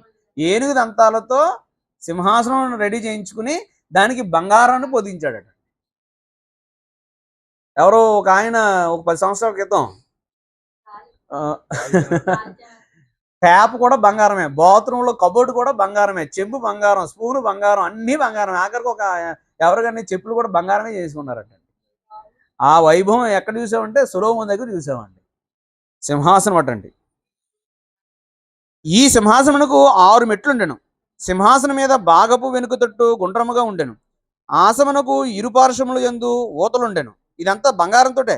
ఊతల దగ్గర 2 సింహాలు నిలిచిను బంగారంతోటే. ఇరుపక్కల 6 మెట్ల మీద 12 సింహాలు నిలిచిను బంగారంతోటే. అటువంటి ఏ రాజ్యమైందేనూ చేయబడలేదు. మరియు రాజైన సొలొమోను పాన పాత్రలు బంగారువై ఉండెను. పానం చేసేవి అంటే ఏంటండి? గ్లాసులు. స్నానం కదండి, పానం అంటే తాగేది. గ్లాసులు, తర్వాత అవన్నీ పాత్రలన్నీ ఇలాగండి. లెబనోను అరణ్య మందిరపు పాత్రను బంగారపువే, వెండిది ఒక్కటి లేదు, అన్ని బంగారమేటండి. సొలొమోను దినంలో వెండి ఎన్నిక రాలేదటండి, వెండిని ముట్టుకోలేదటండి. మనం ఇప్పుడు ఇనప ముట్టుకుంటామండి, ఇనుప వస్తువులు వాడుకోవడానికి. అంటే మనం ఇనుముని ఎలాగైతే పట్టించుకోమో అప్పుడు వెండిని పట్టించుకోలేదటండి. అలాగా అంత గొప్ప వైభవం సొలొమోనుది.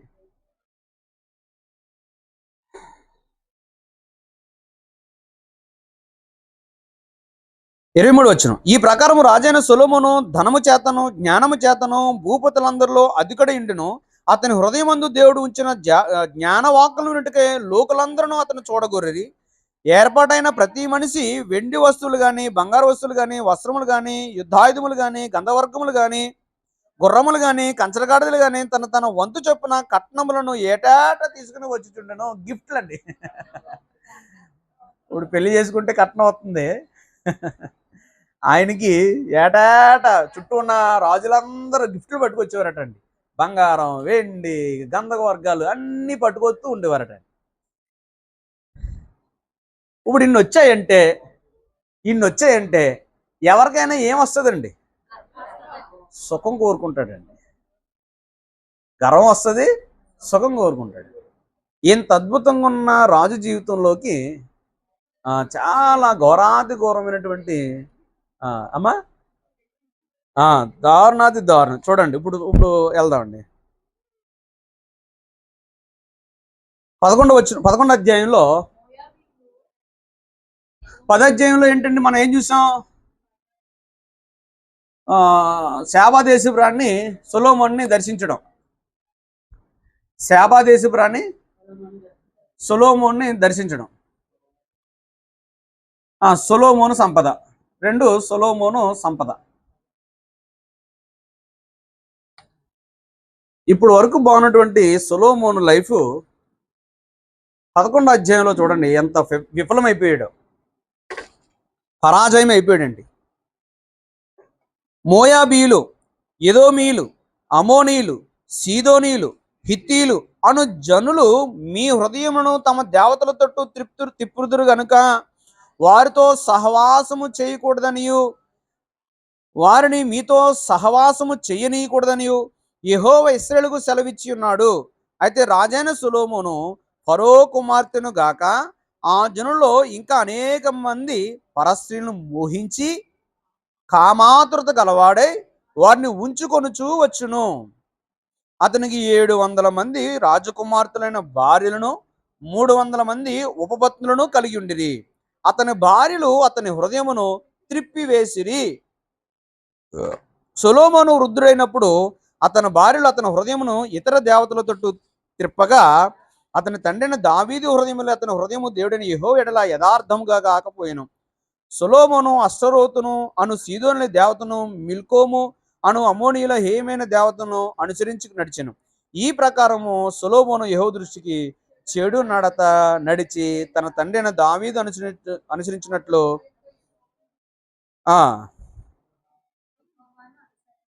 ఆ చదవండి ఇంకా.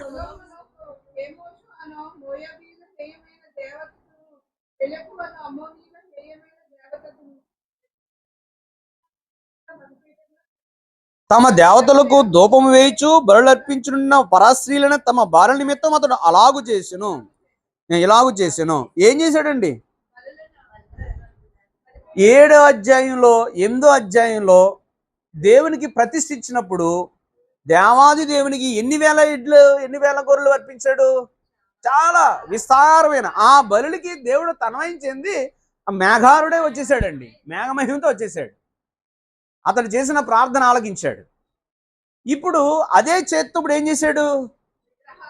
అన్య దేవతలకి బలి అర్పించాడండి. ఎవరిని బట్టి? భార్యలను బట్టాడు. భార్యలను బట్టి ఈ చేత్తో దేవుడు ఈ చేత్తో భార్య అన్య దేవతలకు అర్పించాడండి. ఇప్పుడు దేవుడు ఎంత బాధపడతాడండి? హర్షిస్తాడా? హర్షించడండి. ఇప్పుడు దేవుని కోపం అతని మీద పడిందండి. 9వ వచనం, ఇశ్రాయేలు దేవుడైన యెహోవా అతనికి రెండవ మారు ప్రత్యక్షమై నీవు ఇతర దేవతలను వెంబడింపవలదని అతనికి ఆజ్ఞాపించిన సొలొమోను హృదయము ఆయన యొద్ద నుండి తొలగిపోయాను. యెహోవా అతనికి ఇచ్చిన ఆజ్ఞాతను గైకొనకు పోగా యెహోవా అతని మీద కోపగించి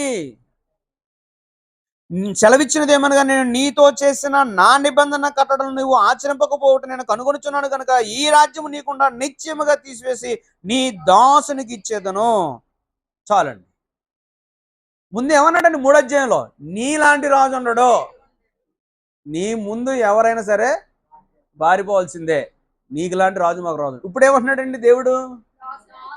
ఆ దాసునికి ఇచ్చేస్తాడు అన్నాడండి. రెండుగా చీలిపోవడానికి గల కారణం సొలొమోను ప్రవర్తన అండి. ఇశ్రాయేల్ రాజ్యం రెండుగా చీలిపోయిందండి. ఇశ్రాయేల్ రాజ్యం రెండుగా చీలిపోవడానికి గల కారణం సొలొమోను అండి. సొలొమోను దాసునికి ఇచ్చేస్తా అన్నట్టు దాసునికి ఇచ్చేసాడండి.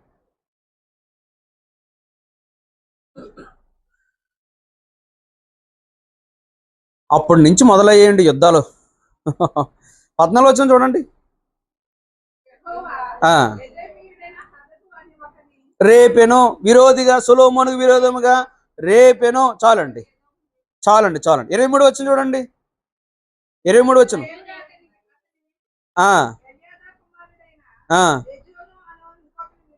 రేపెను. చాలండి. అంటే ఎందుకు చదివిస్తున్నానంటే, ఇప్పుడు వరకు ప్రశాంతంగా ఉన్న తన రాజ్యం మీదకి దేవుడు ఎవరిని రేపుతున్నాడు? చుట్టుపక్కల నెమ్మది కలిగించింది దేవుడే నీ ప్రవర్తన బట్టి. అదే నీ ప్రవర్తన మారిపోతే చుట్టుపక్కల నుండి రేపేది కూడా విరోధుల్ని దేవుడే. తనకు అనుకూలంగా ఉంటే దేవుడు నిన్ను ప్రేమిస్తాడు, అనుకూలంగా లేకపోతే దేవుడు నిన్ను ద్వేషిస్తాడు. విధేయత ఉంటే ఆశీర్వాదం, అవిధేయత ఉంటే శాపం. అంతేనండి. సొలొమోను పతనమైపోవడం మనం ఈ విధంగా ఈ అధ్యాయంలో చూస్తామండి. అప్పుడు ప్రవక్తను పంపిస్తాడు. ఇదే అధ్యాయంలో ప్రవక్తను పంపించి తన దగ్గర పనిచేస్తున్నటువంటి తన దాసుడికి మాట ఇస్తాడు. ఏమనంటే, యెరోబాము అనే ఒక దాసుడికి నీకు 10 గోత్రాలు ఇస్తాను అని ప్రవక్త ద్వారా చెప్పిస్తాడండి. 29వ వచనంలో ఆ మాట ఉంటుందండి. మనం ఇంకా అవన్నీ చదవద్దు. వద్దండి, ఇంకా అవన్నీ చదవద్దు. ఇదే అధ్యాయంలో సొలొమోను చనిపోతాడండి. ఇదే అధ్యాయంలో 43వ వచనం చూడండి.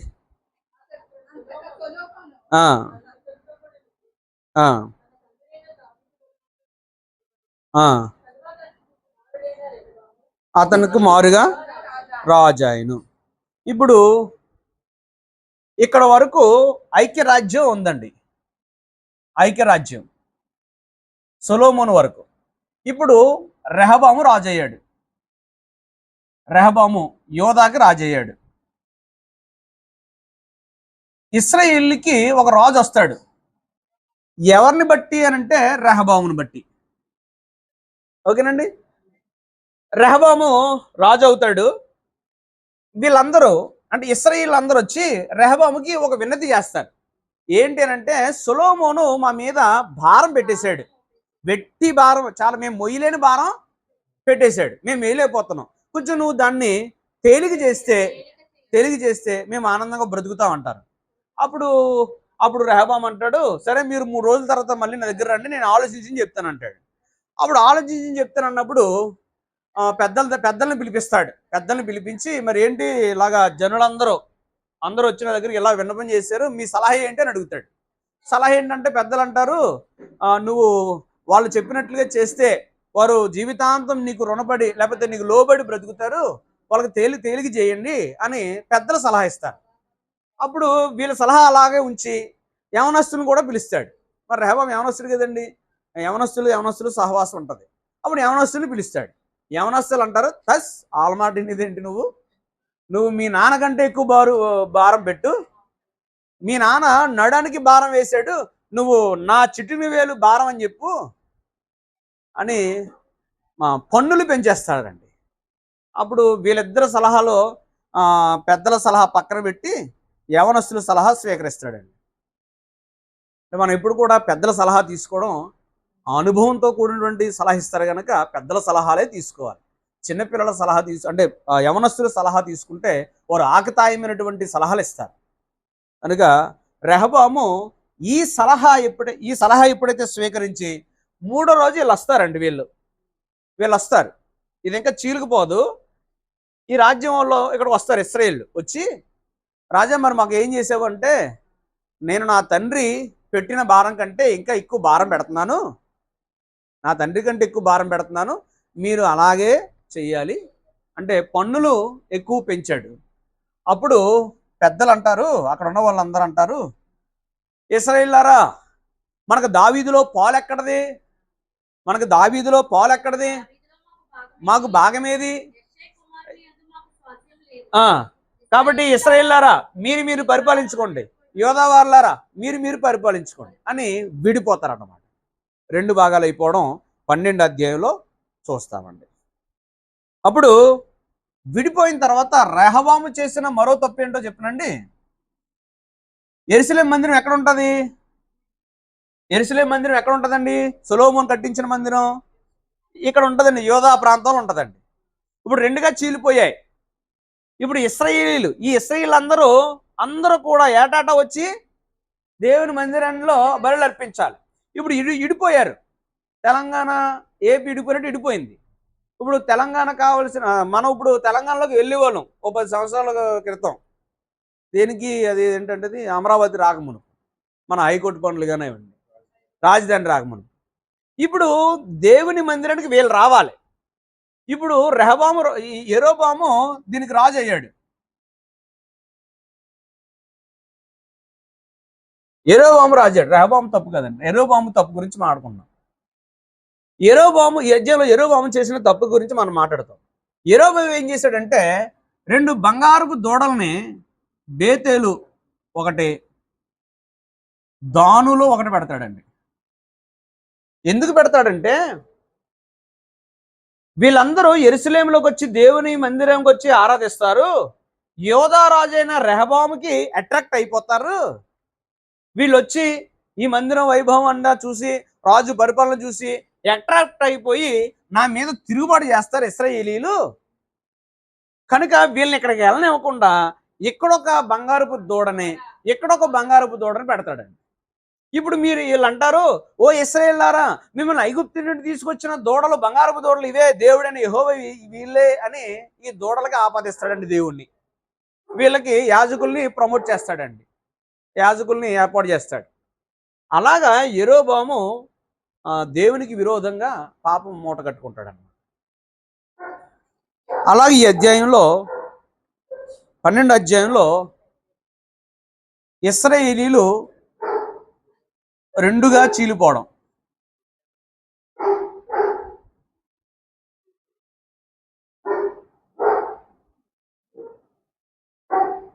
పదకొండు అధ్యాయంలో సొలొమోను పాపం,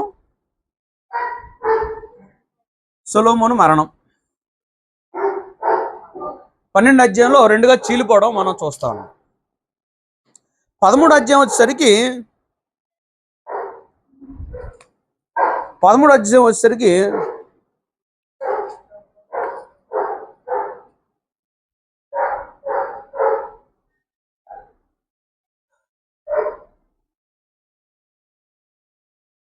యోధా నుండి వచ్చినటువంటి దైవజనుడు లేదా ప్రవక్త బలిపీఠాన్ని శపిస్తాడండి. యోదయ నుండి ఒక ప్రవక్త వెళ్తాడు ఇక్కడికి. యెరోబాము బలర్పిస్తాడు ఇక్కడ, దీని మీద బలర్పించడానికి అలాగా ఉంటాడు అక్కడ. ఈ ప్రవక్త వచ్చి చదువుదామండి ఒకసారి, మనకు అర్థం అవుద్దండి. ఆ ఆ ఆ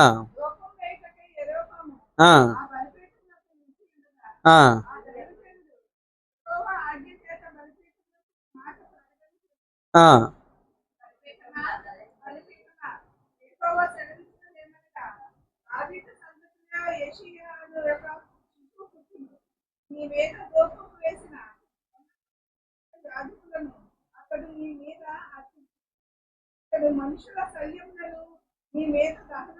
చాలండి.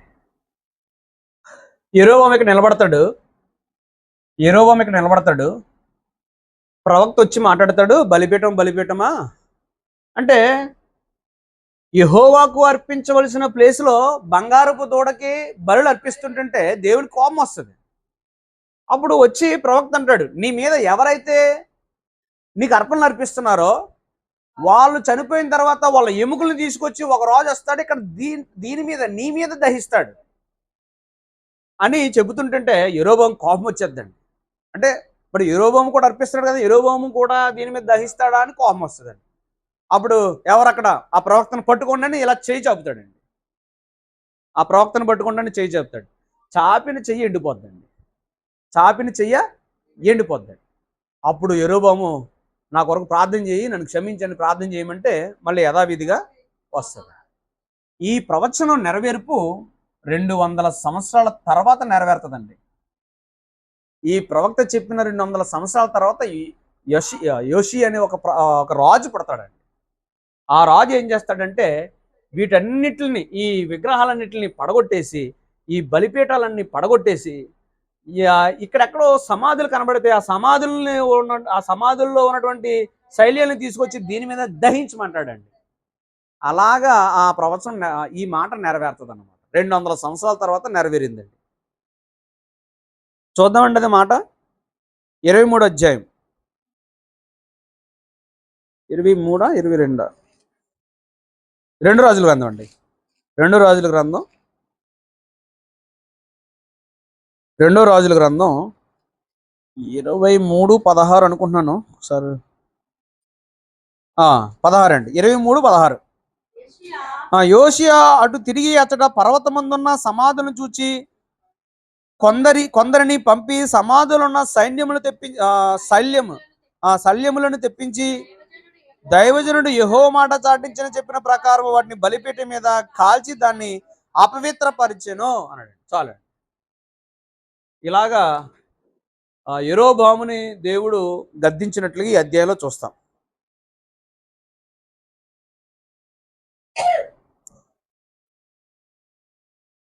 ఇప్పుడు ఈ ప్రవక్త ఉన్నాడు కదండి, యోధా నుంచి వచ్చిన ప్రవక్త.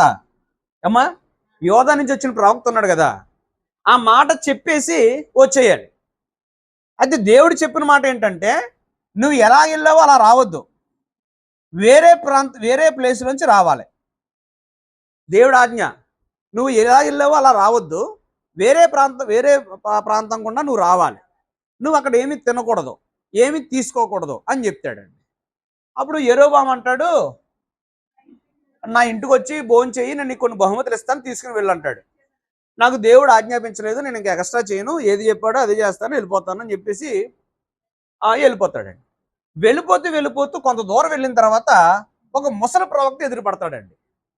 ముసలి ప్రవక్త ఎదురుపడి ఈ ప్రవక్త చేసిన సంఘటన ఆ ముసలి ప్రవక్త విని అటువంటి గొప్ప దైవజనుని నేను కలుసుకోవాలి అని ఆ ప్రవక్త దగ్గరికి తానే స్వయంగా వెళ్తాడు. వెళ్ళి నువ్వు మా ఇంటికి వచ్చి ఆతిథ్యం తీసుకో, నువ్వు మళ్ళీ వెళ్ళిపోదు కానీ పిలుస్తాడు.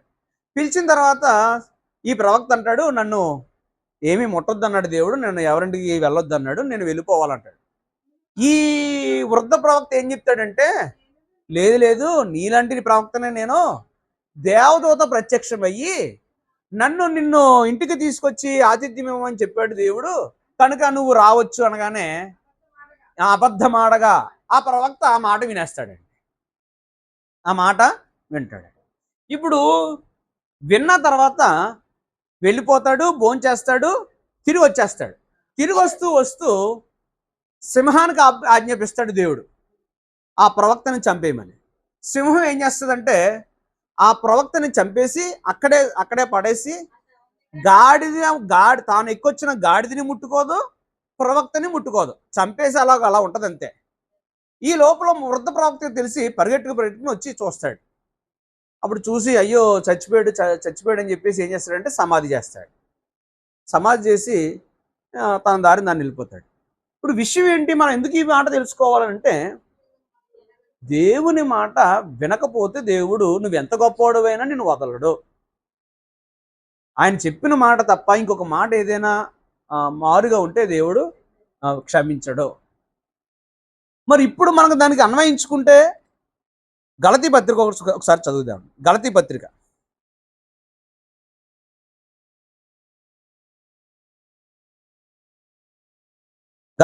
మొదటి అధ్యాయం 8వ వచనం చదువుదామండి. మేము ఒక నిమిషం అందరినీ తినండి. గలతీ పత్రిక 1వ అధ్యాయం 8వ వచనం. మేము మీకు ప్రకటించిన సువార్త గాక మరి యొక్క సువార్తను మేమైనను పరలోకమును వచ్చిన యొక్క దూత అయినను మీకు ప్రకటించిన ఎడల అతడు శాపగ్రస్తుడగును అన్నాడండి. అంటే బైబిలు పరిపూర్ణమైందా అసంపూర్ణమైందండి? పరిపూర్ణమైనటువంటి బైబిల్ను మనం ధ్యానిస్తున్నాం. అప్పుడు ఎవరొకరు వచ్చి బైబిల్లో లేనిది చెప్పితే మనం వినాలా, పక్కన పెట్టాలండి? ఇక్కడ ఏమని వ్రాయబడిందనంటే, మేము ప్రకటించిన సువార్త గాక, మేము అనంటే అపోస్తులు, మేము అనే మాట దగ్గర అపోస్తులు, మేము ప్రకటించిన సువార్త గాక అంటే అపోస్తులు 12 మంది ఏమైతే ప్రకటించారో అవే వ్రాయబడ్డాయి క్రొత్త నిబంధనలో. ఇప్పుడు ఇవి గాక వేరే మాట ఎవరైనా చెబితే మనం విన్నా శాపగ్రస్తులం అవుతాం, చెప్పినోడు శాపగ్రస్తుడు. కానీ ఇప్పుడు వస్తున్న బోధలు బైబిల్లోంచి వస్తున్నాయా, మనుషుల మాటల నుంచి వస్తున్నాయా? మనుషుల ఆలోచనలోంచి వస్తున్నాయి. రీసెర్చ్ అని చెప్పు, లేకపోతే మేము ధ్యానించాము, మాకు దేవుడు ప్రత్యక్షమయ్యాడు, మాకు బయలుపరిచాడు, మాకు తెలియజేశాడు అని చెప్పు, మనుషుల్ని మాయోప మాటలు చెప్పి బైబిల్ నుండి తొలగించేస్తున్నారు. రెండో రాకడ వచ్చేసిందని ఒకడు,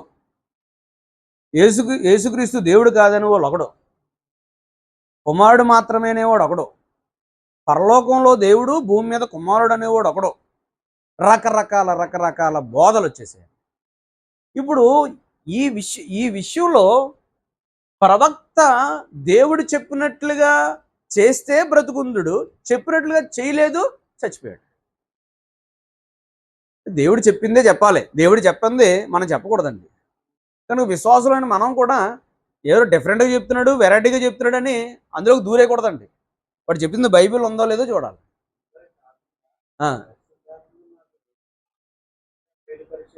అక్కడ ఉన్నారు. అందుకే ఆ మాట పౌలు గారు అన్నారండి. నేను చదువుతానండి. మేము ప్రకటించిన సువార్తను గాక మరి యొక్క సువార్తను మేమైనను పరలోకము నుండి వచ్చిన యొక్క దూత అయినను. ఇప్పుడు పరలోకం నుంచి ఒక దూత ప్రత్యక్షమయ్యి ఇప్పుడు ఏదో చెప్పుకొచ్చింది. ఇప్పుడు మనం వినాలా, వినకూడదా? వినమని చెప్తుందా బైబిల్? వినొద్దని చెప్తుందా? వినొద్దని చెప్తుంది. అప్పుడు నువ్వెవడవే? ఇంకా నీ దర్శనం ఎక్కడా? నీ నీ నీ నీ ఆలోచన ఎక్కడ? ఇంకా మేము చెప్పినా సరే, పరలోకం ముందున్న దూత వచ్చి చెప్పినా సరే మీరు వినొద్దు అన్నాడు. అంటే ఈ ఒక్క వచనంతోటి మనం అబద్ధ బోధల్ని కట్టు పెట్టొచ్చు అనమాట. అబద్ధ బోధకుల్ని ఎంత దూరం పెట్టొచ్చో అంత దూరం పెట్టొచ్చు అనమాట. కానీ మనకి ఏం చేస్తారంటే, మన చెవులకు ఇంపైన మాటలు కావాలండి. వెరైటీ మాటలు కావాలి, ఆకర్షణమైన మాటలు కావాలి, కొంచెం డిఫరెంట్గా ఉండేటట్లుగా కావాలి. అందుకే దురద చెవులు గారు వారే అని అన్నాడు. కల్పనా కథల వైపు తిరుగు కాలం వచ్చింది. ఇప్పుడు ఆ కాలంలో ఉన్నామండి మనం. ఇప్పుడు చూడండి, ఇప్పుడు బట్టల షాప్ ఉందండి, న్యాయంగా యథార్థంగా డెకరేషన్ లేకుండా ఒకడు అమ్ముతాడు. మనం వెళ్తామా? వెళ్ళమండి. కొంచెం ఆడు ఓల్డ్ స్టాక్ అయినా సరే అక్కడ ఎక్కువ రేటు పెట్టేసి ఎదర గ్లాసులు ఆ బొమ్మలు అవి పెట్టి కొంచెం ఏసీ పెట్టాడు అనుకోండి, అక్కడే పరిగెడతాం. ఇప్పుడు సువార్త కూడా అదే అయిపోయిందండి. ఆ చర్చిలో ఏసీ ఉందా అని అడుగుతున్నారండి, ఆ కుర్చీలు ఉన్నాయా అని అడుగుతున్నారండి, కింద కూర్చోలేమంటున్నారండి. అందుకంతా మేమేం చేసామంటే, మేము రోల్ మోడల్ చేస్తున్నాం చర్చిల్ని. మాటలు కూడా మార్చేస్తున్నామండి కొంచెం డిఫరెంట్గా ఉండేటట్లుగా. అంటే బోధ విషయంలో చాలా జాగ్రత్తగా ఉండాలని మనం ఈ మాటల ద్వారా మనం తెలుసుకోవచ్చు. 13 అధ్యాయం యోధా ప్రవక్త బలిపీఠాన్ని శపించడం మనం చూస్తామండి. 14 వచనంలో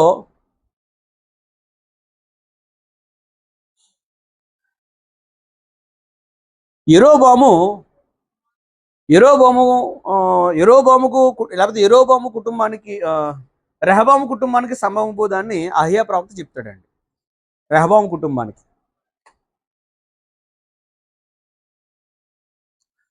ఇక్కడ యెరోబాము కనబడతాడు, రెహబాము కనబడతాడండి. యెరోబాము కుమారుడు చనిపోతాడు, రెహబాము మరణం కూడా ఈ అధ్యాయంలో మనం చూడొచ్చు. 14 అధ్యాయంలో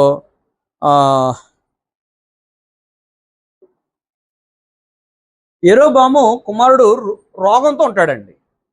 యెరోబాము కుమారుడు రోగంతో ఉన్నప్పుడు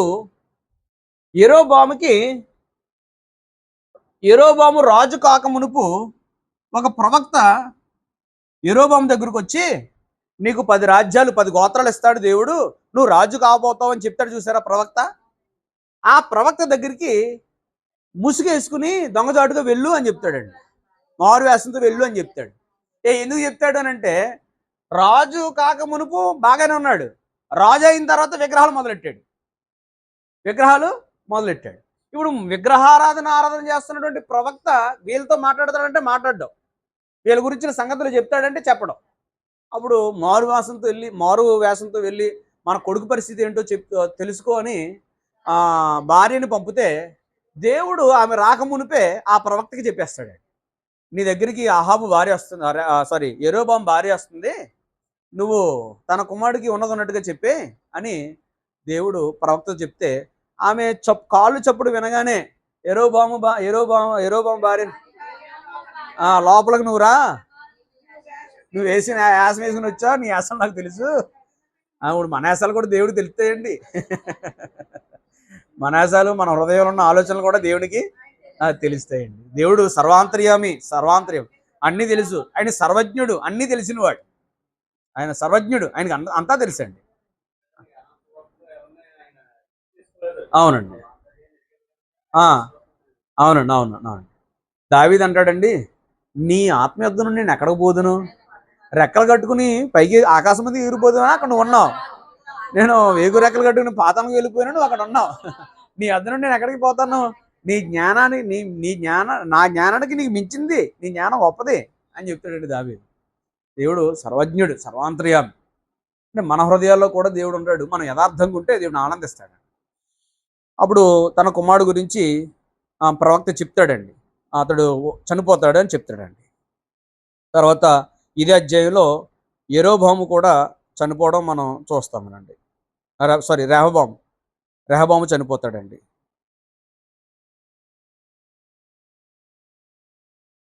15 అధ్యాయంలోకి వెళ్ళిపోదామండి. 15 అధ్యాయంలో ఒక 4 రాజులు ఉంటారండి. అభియాము అనే రాజు పరిపాలిస్తాడు యోధాని, ఆసా అనే రాజు పరిపాలిస్తాడండి. తర్వాత ఇశ్రాయేలు దేశాన్ని, యోధా దేశాన్ని ఒక 2 పరిపాలిస్తారు, ఇశ్రాయేలు దేశాన్ని ఒక 2 పరిపాలిస్తారండి. యోధా దేశాన్ని పరిపాలించిందేమో అబియాము, ఆస. అబియాము, ఆస. ఆస అద్భుతమైన పరిపాలన చేస్తాడు. దేవునికి ఇష్టమైనటువంటి జీవితాన్ని జీవిస్తాడండి.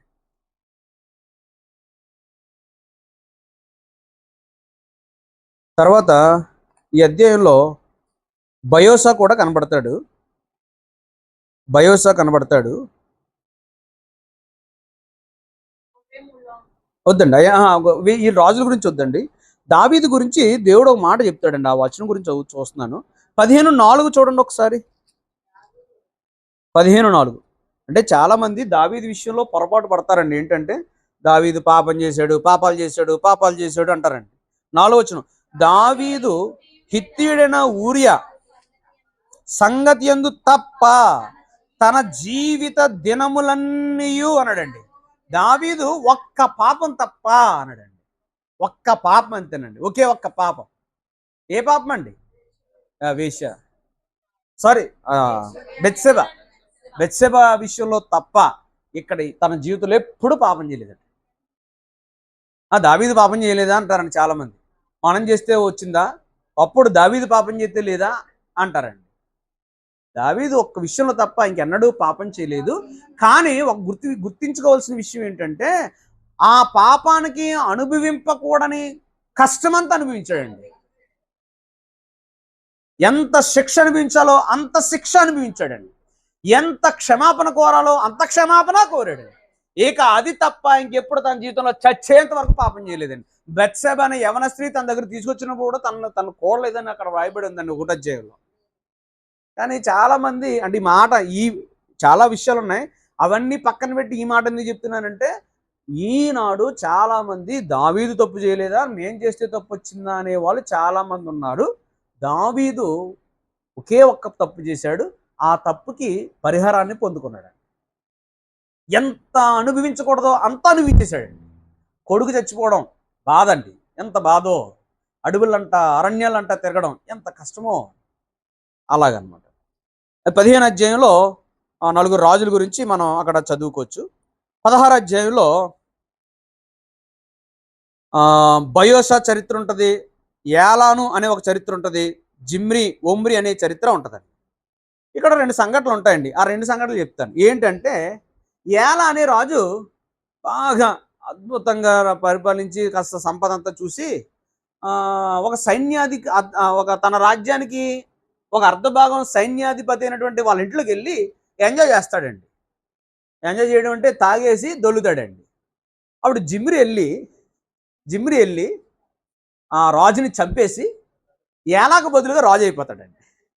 ఏలాకు బదులుగా రాజు అయిపోతాడు. రాజు అయిపోయి జిమ్రి 7 రోజులు పరిపాలన చేస్తాడండి. 7 రోజులే రాజు ఉంటాడండి.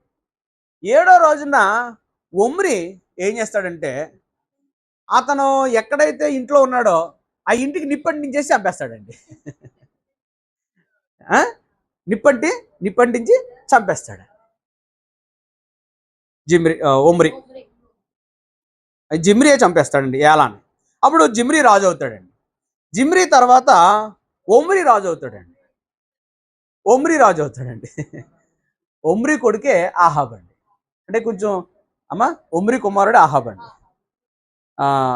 ఆహాబు యెజబెల్ని వివాహం చేసుకోవడం ఈ అధ్యాయాలు ఉంటుందండి. ఒక అన్య స్త్రీని వివాహం చేసుకోవడం ఈ అధ్యాయాలు ఉంటుంది. అక్కడి నుంచి ఆయన పతనం అయిపోవడం చూస్తాం. అలాగా ఇంకొకటి ఏంటంటే 34 వచనంలో ఒక మాట ఉంటుందండి. ఒక మాటను జ్ఞాపం చేయాలి.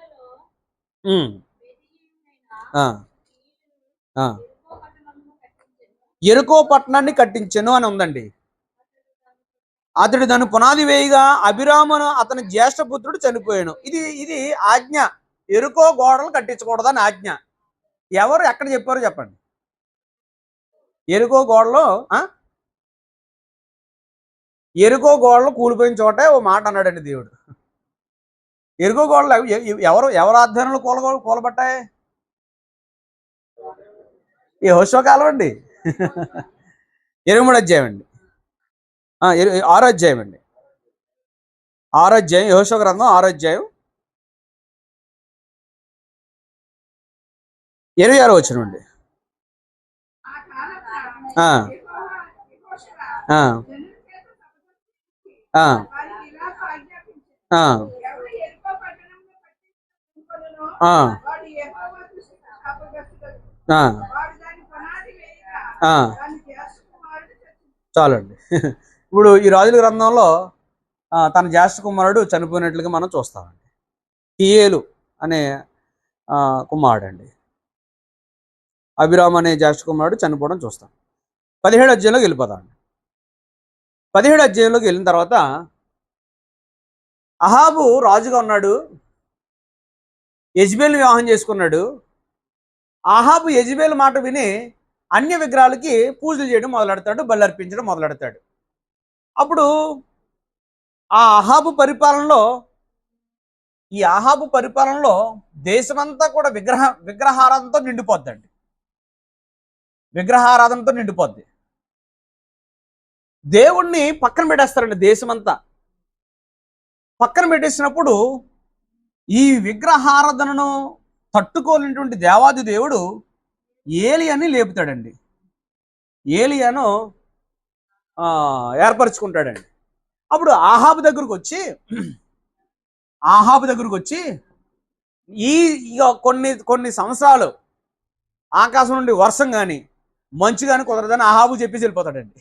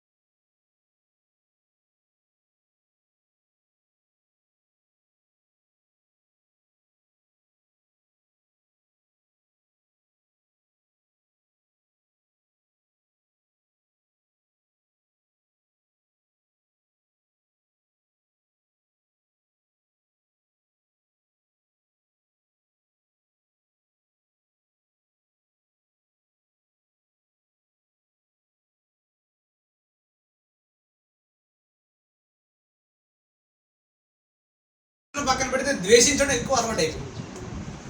సేవ చేస్తున్న సేవకుని ద్వేషించడం కానీ, లేకపోతే సేవకుని మీద నిందలు వేయడం కానీ పేరుకుపోతుంది. ఓబద్య దగ్గర నుంచి మనం ఏం నేర్చుకోవచ్చు అంటే, వీలైతే సేవకు సహకరించాలి, వీలైతే సేవకుని ప్రేమించాలి తప్ప సేవను అభ్యంతరపరచకూడదు, సేవకుని దూషించకూడదు. ఎందుకంటే అతను తన కొరకు కాదు, దేవుని కొరకు బ్రతుకుతున్నాడు. నీకున్న సుఖభోగాలు అతనికి ఉండవు, దేవుని కోసం బ్రతుకుతాడు. ఒకవేళ వీలైతే సహాయం చేయాలి, ప్రోత్సహించాలి తప్ప దూషించుకోడు. ఓబద్య ఏలియాకి ఎదురుపడతాడండి. ఏలియాకి ఎదురుపడతాడు.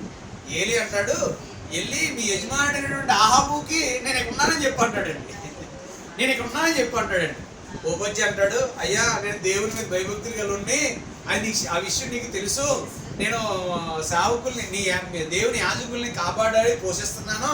ఇప్పుడు వెళ్ళి ఎటకారంగా ఏలియాకు ఉన్నాడని చెప్పినట్టు నువ్వేమో వెళ్ళిపోతావు, నువ్వు ఆత్మవేశంలో వెళ్ళిపోతాడికి వెళ్ళిపోతావు. ఆహాబు వచ్చి లోపలికి, నువ్వు నాకు ఇలా చెప్పవని నన్ను చెప్పేస్తాడు, ఇప్పుడు ఆ పని చేయక అంటాడండి. అప్పుడు ఏలి అంటాడు, జీవంలో దేవుని మీద ప్రమాణం చేసి చెప్తున్నాను, ఈ రోజు అతను కలుసుకుంటాను నేను అంటాడు. అప్పుడు ఆ మాటను నమ్మి ఓబద్య వెళ్ళి చెప్తాడు. ఓబద్య వెళ్ళి ఆహాబు చెప్తాడు. అప్పుడు ఆహాబు ఏలియని కలుసుకుంటాడు. అప్పుడు వాళ్ళిద్దరి మధ్య సంభాషణ జరుగుతుందండి. ఏంటంటే, నీ దగ్గర 100 మంది 450 మంది నీ బయలు ప్రవక్తల్ని ఆరాధించే యాజకులు ఉన్నారు కదా, ఆ భక్తులందరూ నా దగ్గరికి తీసుకురా, నీ దేవుడు గొప్ప నా దేవుడు గొప్ప ఏం చేసుకుందామని చెప్తాడు. సవాల్ జరుగుతుందండి. 18వ అధ్యాయంలో సవాల్ జరుగుతుంది.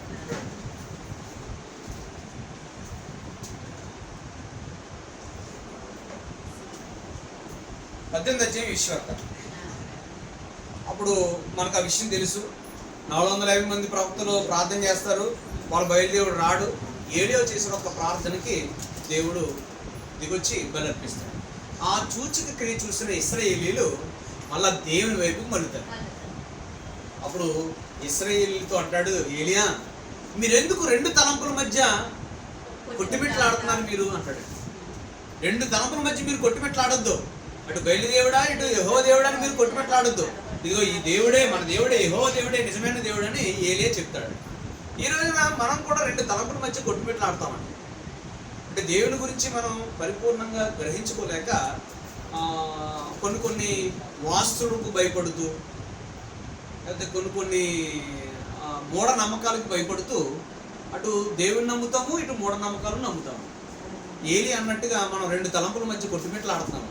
ఇశ్రాయేలులు కొట్టుమెట్లాడారు, ఇప్పుడు మనం కూడా కొట్టుమెట్లాడాలి. కానీ దేవుని కార్యం వాళ్ళని కనువిప్పు కలిగిస్తుంది. ఇక వాళ్ళు బయలుదేవుని వదిలేశారు, దేవుని వైపుకు మళ్ళారు. తర్వాత 19వ అధ్యాయంలో వెళ్ళిపోతాం అమ్మ. తర్వాత ఈ అధ్యాయంలో 17వ అధ్యాయంలో మీకు అందరికీ తెలుసు, కాగుల చేత పోషింపబడ్డాం, వెధవరాల చేత పోషింపబడ్డాం, ఇవన్నీ మీకు తెలుసు కాబట్టి నేను స్కిప్ చేసేసాను. అంటే టైం 1 గంట అయిపోయింది. 19వ అధ్యాయంలోకి వచ్చేసరికి యెజబెలు ఏలియాని చంపాలని ప్లాన్ చేస్తుంది. ఏలియా పారిపోతాడు. అప్పుడు ఏలియాకు దేవుడు దేవదూతను ప్రత్యక్షపరిచి భోజనం సిద్ధపరుస్తాడు. అప్పుడు దేవుని యొక్క ప్రత్యక్షతను ఏలియా చూస్తాడు. దేవుడు అంటాడు, ఇక నువ్వు వృద్ధాప్యంలోకి వచ్చేసావు, నీకు బదులుగా ఎలీషాను ప్రవక్తగా ఏర్పరచమని అంటాడు. అప్పుడు ఎలీషాను అభిషేకిస్తాడు ప్రవక్తగా. అప్పుడు 20వ అధ్యాయంలోకి వచ్చేద్దాం. ఇశ్రాయేలీయులు సిరియన్తో యుద్ధం చేస్తారు. సిరియన్తో యుద్ధం చేసి సిరియాల మీద వీళ్ళు జయిస్తారండి, ఓడిస్తారు సిరియల్ని. అమ్మా అలాగా వారు యుద్ధం మనం చూడొచ్చు.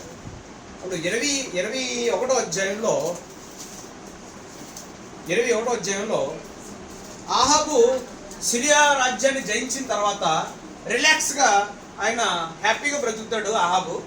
అలా వెళ్తూ నాబోతు ద్రాక్ష తోటలో వస్తాడు. విజయం చూశాడు కదండి. మరి ఇప్పుడు సొలొమోను సెటిల్ అయిపోయిన తర్వాత భార్యను వేసుకున్నాడు. ఆహాబు విజయం చూశాడు కదండి, దేవుడు విజయం ఇచ్చాడు అన్న రిలాక్సేషన్లో అక్రమం మనసులోకి వచ్చింది, అన్యాయం. అప్పుడు నాబోతు ద్రాక్ష తోట కావాలని కోరుకుంటాడు. యెజబెలు దాన్ని సపోర్ట్ చేసి అబద్ధం ఆడేటట్లుగా చేసి దేవుణ్ణి రాజుని దూషించాడని చెప్పించేటట్లుగా చేసి నాబోతుని చంపించేస్తాడు. అప్పుడే దేవుని తీర్పు వస్తుందండి. ఏ చోట నువ్వు ఆహాబు రక్తాన్ని చిందించావో, నాబోతు రక్తాన్ని చిందించావో, అలాగే నీ రక్తము అదే చోట కుక్కలు నాగుతాయని దేవుడు హెచ్చరిస్తాడు. అలాగా 21వ అధ్యాయం అంతా మనకు కనబడుతుంది. 22వ అధ్యాయంలో ఆహాబు చనిపోతాడు. ఆహాబు ఏం చేస్తాడంటే యెహోషాపాతు యోధా రాజుని ఇశ్రాయేలు రాజైన ఆహాబు పిలిపించి మనం సిరియా మీద యుద్ధానికి వెళ్దాం అంటాడండి. సిరియా మీద అంటే దేవుడు ఎలా ప్రణాళిక చేస్తాడంటే పాపం పండేటట్లుగా దేవుడు చేస్తాడు. అప్పుడు ఆ యుద్ధంలో ఆహాబు చచ్చిపోతాడు. అప్పుడు దేవుడు అంటాడు, ఆహాబు అంటాడు, నేను నీ వేషంలో వెళ్తాను, నేను మారు వేషంలో వెళ్తాను. ఒకవేళ నన్ను ఇజ్రాయేల్ రాజు అని నన్ను చంపేస్తారు కాబట్టి నేను ఇజ్రాయేల్ రాజు వేషంలో వెళ్ళను, మామూలు సామాన్యుడిగా వెళ్తానని ఒక రథం మీద ఎక్కి ముసుకేసుకుని వెళ్తాడు. ఒక సైనికుడు పొరపాటును బాణం సిస్తే పొరపాటును వచ్చి ఆహాబుకి తగిలేస్తాడు. సాయంకాలం వరకు ఆహాబుని చూడరండి. అప్పుడు ఆ రక్తం కారి రథం మీద గడ్డగట్టేస్తుంది. అప్పుడు సాయంత్రం అయిన తర్వాత సైనికులు చూసి వాళ్ళ రాజనీతి ఏంటంటే యుద్ధంలో ఎవరైనా చనిపోతే వాళ్ళని కప్పెట్టేస్తారు నీతిగా. అప్పుడు వాళ్ళు ఏం చేశారంటే రాజు చనిపోయాడని చెప్పేసి ఆ రాజుని తీసుకెళ్ళి సమానం చేసి ఆ రథాన్ని కడుగుతుంటే కుక్కలు వచ్చి నాగుతాయి. అలాగా నాబోతు రక్తాన్ని ఎలాగైతే కుక్కలు నాకాయో ఆహాబు రక్తాన్ని అలాగే నాకాయి ఆహాబు చనిపోవడం చూస్తాం. ఇలాగా ఈ గ్రంథంలో చాలా విషయాలు ఉన్నాయి. మనం చాలా తేలిక వెళ్ళిపోయాం, సులువుగా వెళ్ళిపోయాం.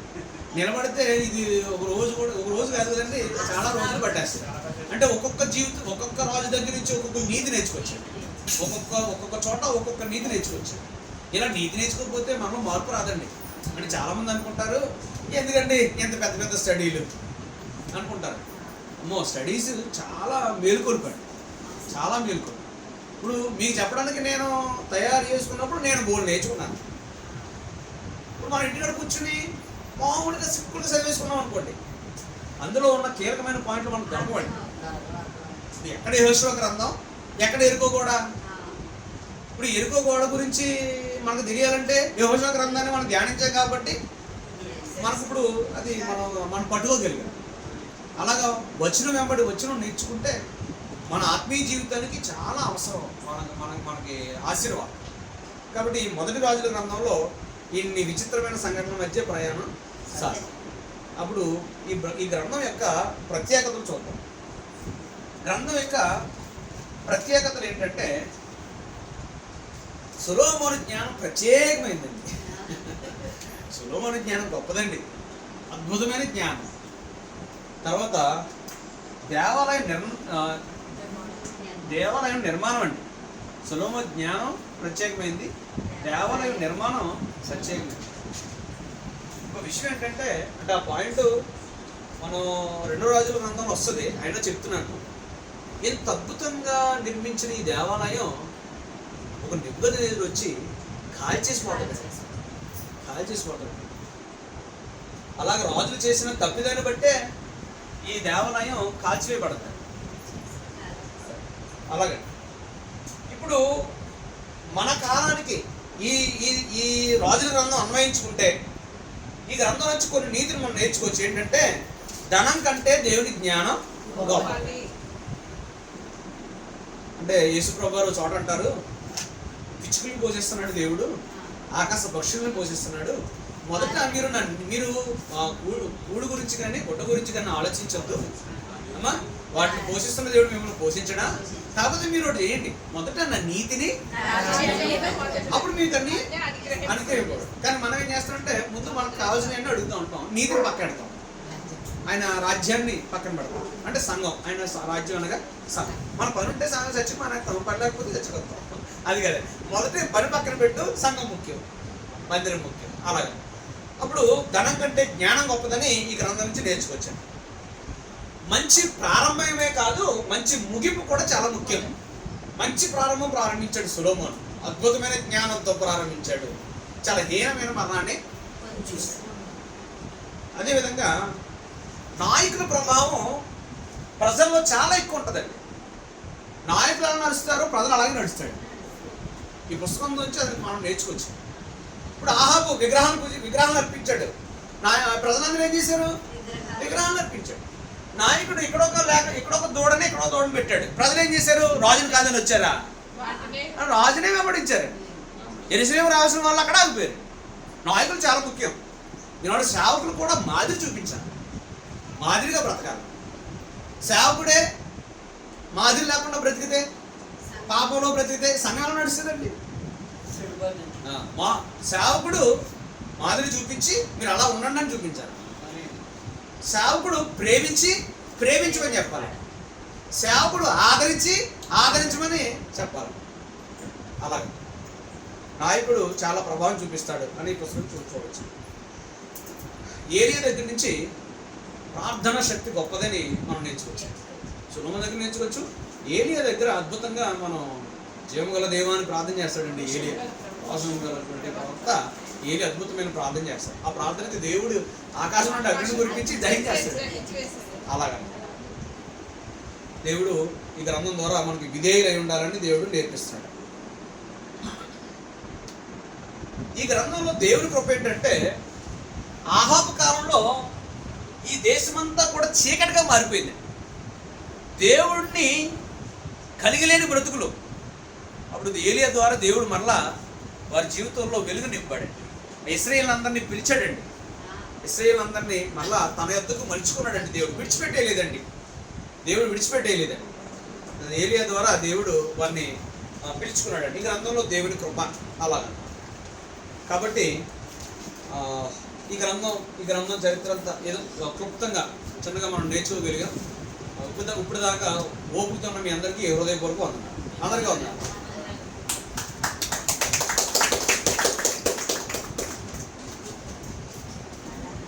ముగి ప్రార్థన చేసుకుందాం అండి.